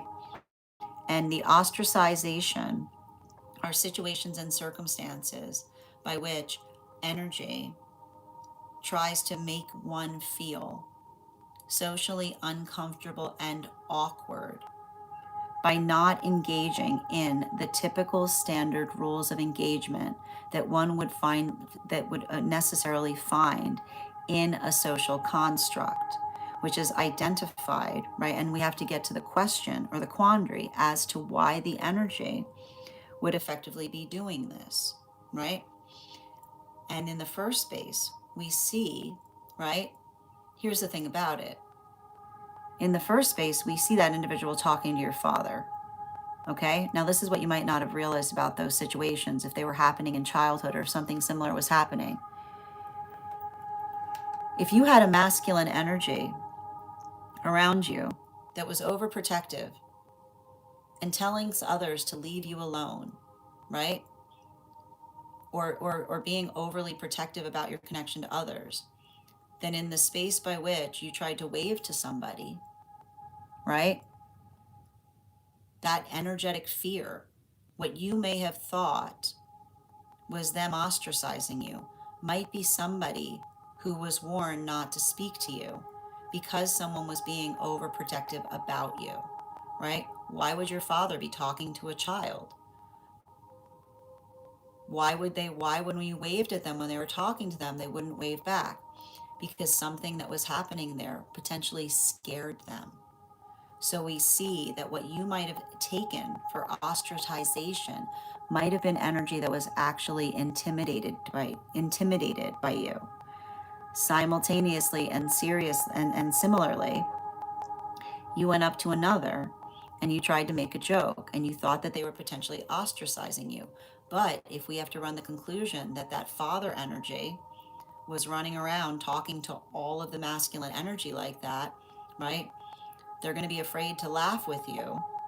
They're going to be afraid to talk to you. They're going to be like scared stiff and be like, I don't know what you're talking about, right? Because what they're really broadcasting is the fact that they're energetically afraid of the energy potentially that is overly protective that is connected to you. So this is you potentially recognizing and realizing or working through something that you may have experienced in childhood or at some point in your own experience where you might have misconstrued ostracization with others who had been intimidated to speak to you based upon the connection of someone that you were connected to. Now, this then brings us to the bathroom, okay?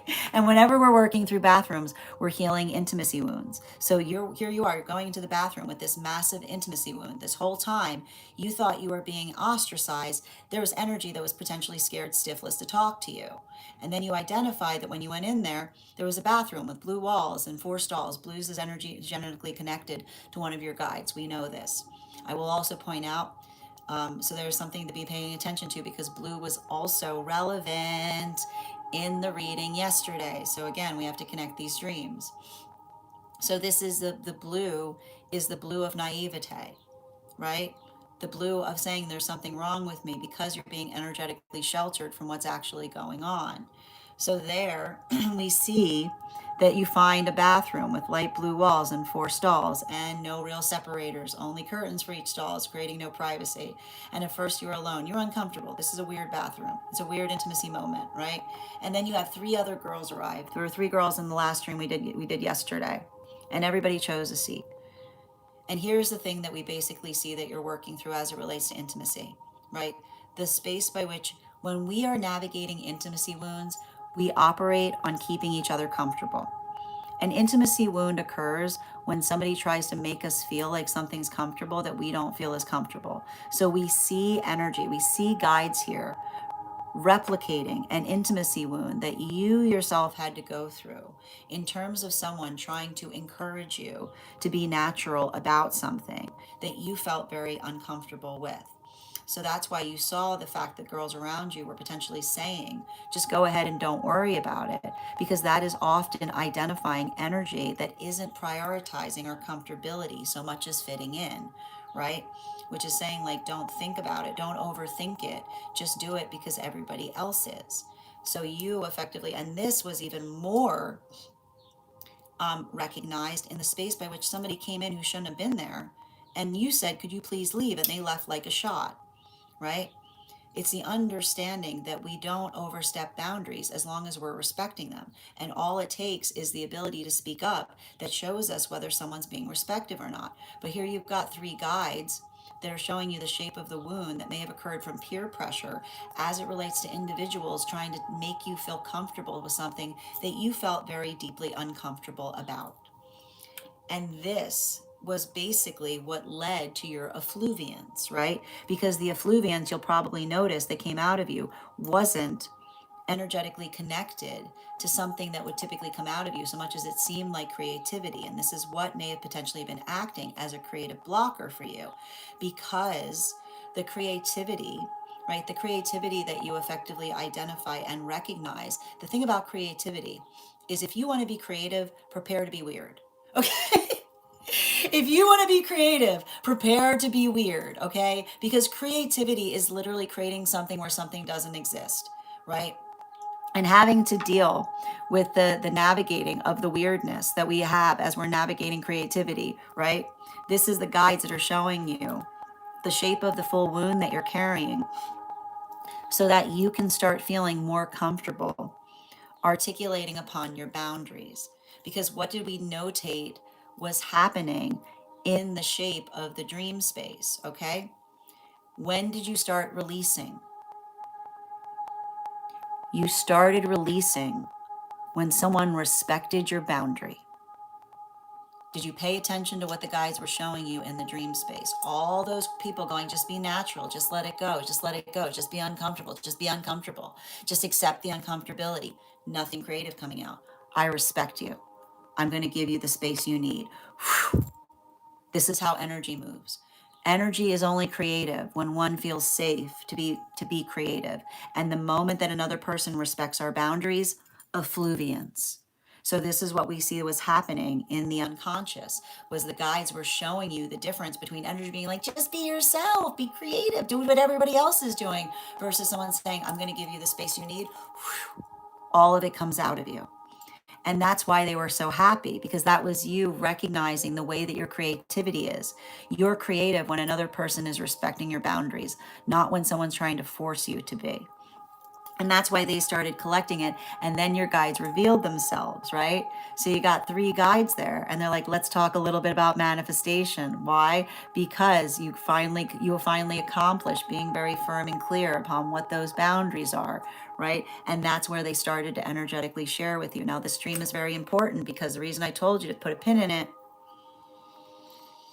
I would refer you back to the dream that we had yesterday, because the dream that we had yesterday had the appearance of 2 guides that were talking about lineage and talking about ancestral energy. And what do we see in your dream space? we've got 3 guides that showed up that said, well, before we read with you, we'd like that dream to be pulled up, right? Because there's an energetic connection point between these 2 dreams. Yesterday's dream was talking about the same thing. The yesterday's dream was about the false counterpart, right? And if you notate, yesterday's dream was an individual that was trying to say that something they were doing was perfectly fine, but they were not operating into the space of navigating another person's comfortability. It's the same dream in different forms, right? But that one was connected to counterpart. That was connected to the relationships. And this is also the simultaneous relationship, the other side of that, which is working through the internal intimacy that we need to feel with those that we're energetically comfortable with. Bottom of the deck on this reading. So this is the work. It's very beautiful because I see, and this is the thing that's important. You identified that this dream showed up a while ago. You identified that this dream showed up a while ago. What's more marvelous and incredible is you posted this dream on the same day that another individual had this dream, right? You're learning to trust your timeliness. You're never late, right? Your ability to trust your intuition, right? And recognizing when things are needed. There's a valuable relationship and connectivity to your time intuition that is very important about this, because as you're starting to heal, you're starting to see, right? You're going to start seeing some incredible synchronicities, which is why we couldn't have this dream yesterday. We needed to have it today. Thank you so much for having that reading with me, dear. And if this message connected to you as well, it's very common for those who need these messages to be here to experience them. We are doing personal readings. The list is closed today, but if you would like to get on the list for tomorrow, for Sunday, you'll be the second person read for. I'm going to take a moment to read over some of the comments that came through as I was reading. Make sure that you go back to that reading yesterday. Go look at the similarities in it. Absolutely.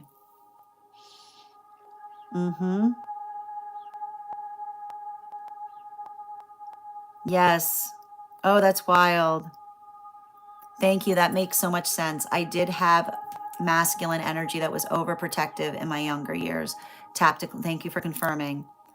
I wonder if it truly represented, it could, like I said, when we recognize this, it has to do with shadow work. It might not necessarily be, that's why I said masculine energy. It might not necessarily have been coming in connection to the actual father figure, because often shadow work likes to appear in the energy we least expect in the dream space. Yep, creativity requires us to be weird.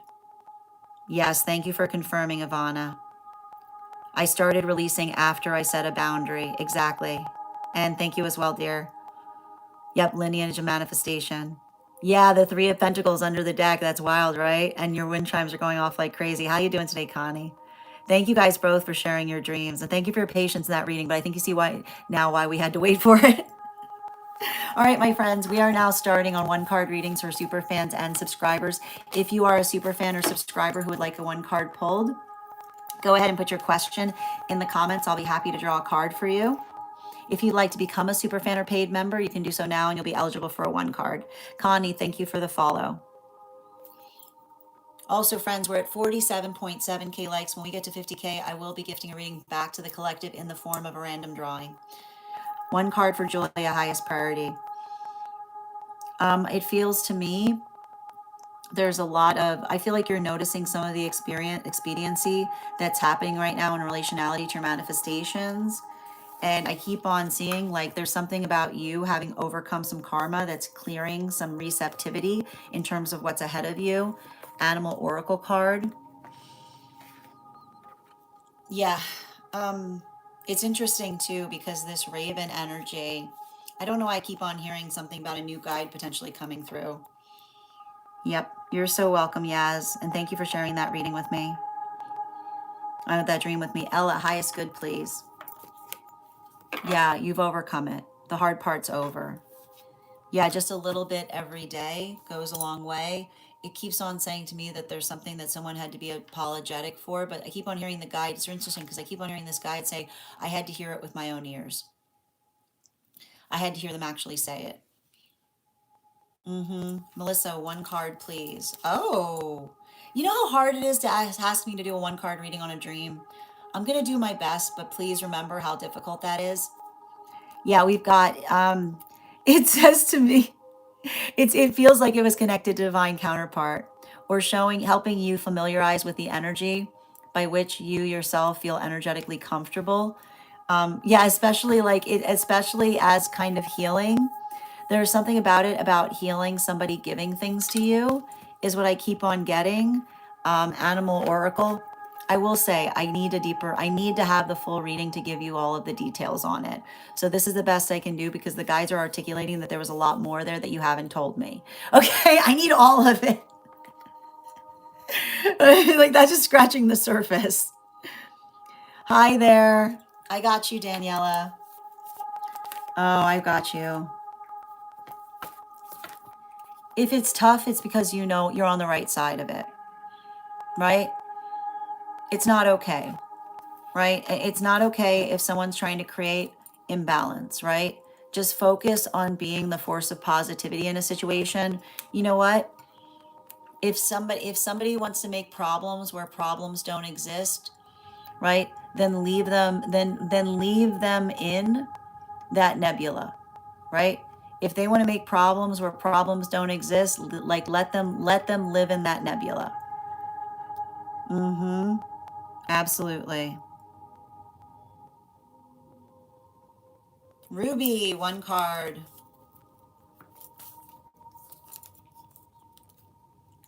I mean, I think you've identified it. It seems to me like someone is looking for the path of least resistance, right? Yeah, like they're trying like the it's like it says to me it's somebody who's effectively trying to milk something, right?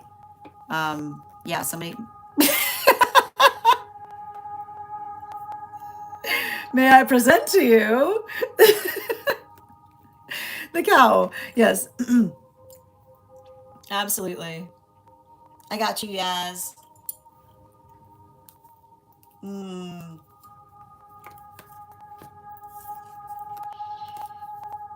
I mean, it feels like healthy, right? It feels to me like there's something that you're like you. Here's the point about it: you shouldn't have to fight with others to hold boundaries, right? And that's the thing about it, right? Like when we talk about energetic coercion, right? The coercion is the sound of someone saying it's not a big deal, right?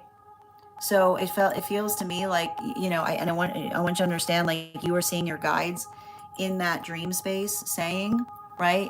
If another person was trying to express that you weren't emoting enough to them, right? If someone tried to leave you because they said you wouldn't open up enough because it wasn't safe to, right?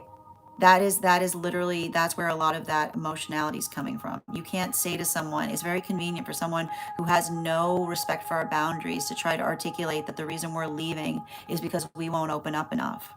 That's the energy that you should never open up to. Absolutely. Jamie, one card on career direction. We never looked at the cards to set our direction, but advice going forward. I feel like you're really good in the space of helping others see what they're missing. So this could be talking about something related to being able to oversee something or see something to be able to clarify or clear up another person's mistakes. Yeah, I keep on getting you have a very scrupulous mind. So the ability to catch things that others overlook, that is where some of your strength comes from. Abdi, these are one card readings for Superfam. So if you'd like to become a paid member, I'm happy to draw a card for you. Sending you so much support on that journey, Daniela. Absolutely. Hi there, my friends. Final call right now for anyone who would like a one card who has not had a one card pulled today. I want to thank you guys so much for being here today and sharing in these messages. Excellent, Yaz. I got you, Rainbow. Rainbow, I'll point out it looks like your subscription has ended. I'll draw a card for you until that's resolved for today. Just make sure that you're working towards what right feels like. If you're going through an experience and something doesn't feel right, take it as an opportunity to write down what would be more ideal, right? Don't focus on the lack, focus on what would be better. Animal oracle. Oh, it's back rainbow, especially with the boar, right? Don't like, just focus on what feels productive, not what feels energetically reductive. Highest for pieces, please. One card. A very similar reading that I'm seeing for rainbow, right? Focus on what's actual in terms of what solid change would look like. Yep, and allow the context of identifying what's moving you incrementally towards that benchmark. Animal oracle, the blackbird, right? It's okay, like, it's okay to take breaks, right? You also deserve rest. Absolutely. My friends, I want to thank you so much for being here today and sharing in these messages. We will be off tomorrow, but back online on Sunday. If you would like to get on the list on Sunday, you can sign up now and you'll be the second person read for. You'll also have priority, which means you'll be read for before we start the Daily Collective. Alexandra, I'm happy to draw a card for you if you'd like to let me know what your question is. If you became highest priority, please, for Alexandra. Yeah, your guides are saying, remember, not every opportunity is for you. Make sure that you're focusing on direction. Like, it's again more of that where, like, not what you want to do, where you want to be. Because like, once you get planted in somewhere, right, you might be there for some time. So make sure that you're practically thinking about the place that would actually be your bliss state, right? Literally bliss state, capital state. Excellent. All right, my friends, I want to thank you guys so much for being here today and sharing in these messages. If you became a super fan today, I would encourage you to message me directly with a disco gift, and I will send you, yes, one card for Kayla General, please. Um, make sure that you're just staying firm in your choices, right? Don't vacillate back and forth between things. Remember, like, trauma likes to vacillate. So as long as you're being steadfast in your choices, right, think about expanding upon them rather than being hard on yourself about them. And energy that's not helping doesn't get to have a say. Absolutely. My friends, we got to 50K. Wonderful. I'm thinking of a number right now between 1 and I'm thinking of a number right now between 1 and 38. First person I see that posts a number will get the reading. First person I see, not the first person that posts it. Sometimes I see things in a different order than you guys post them.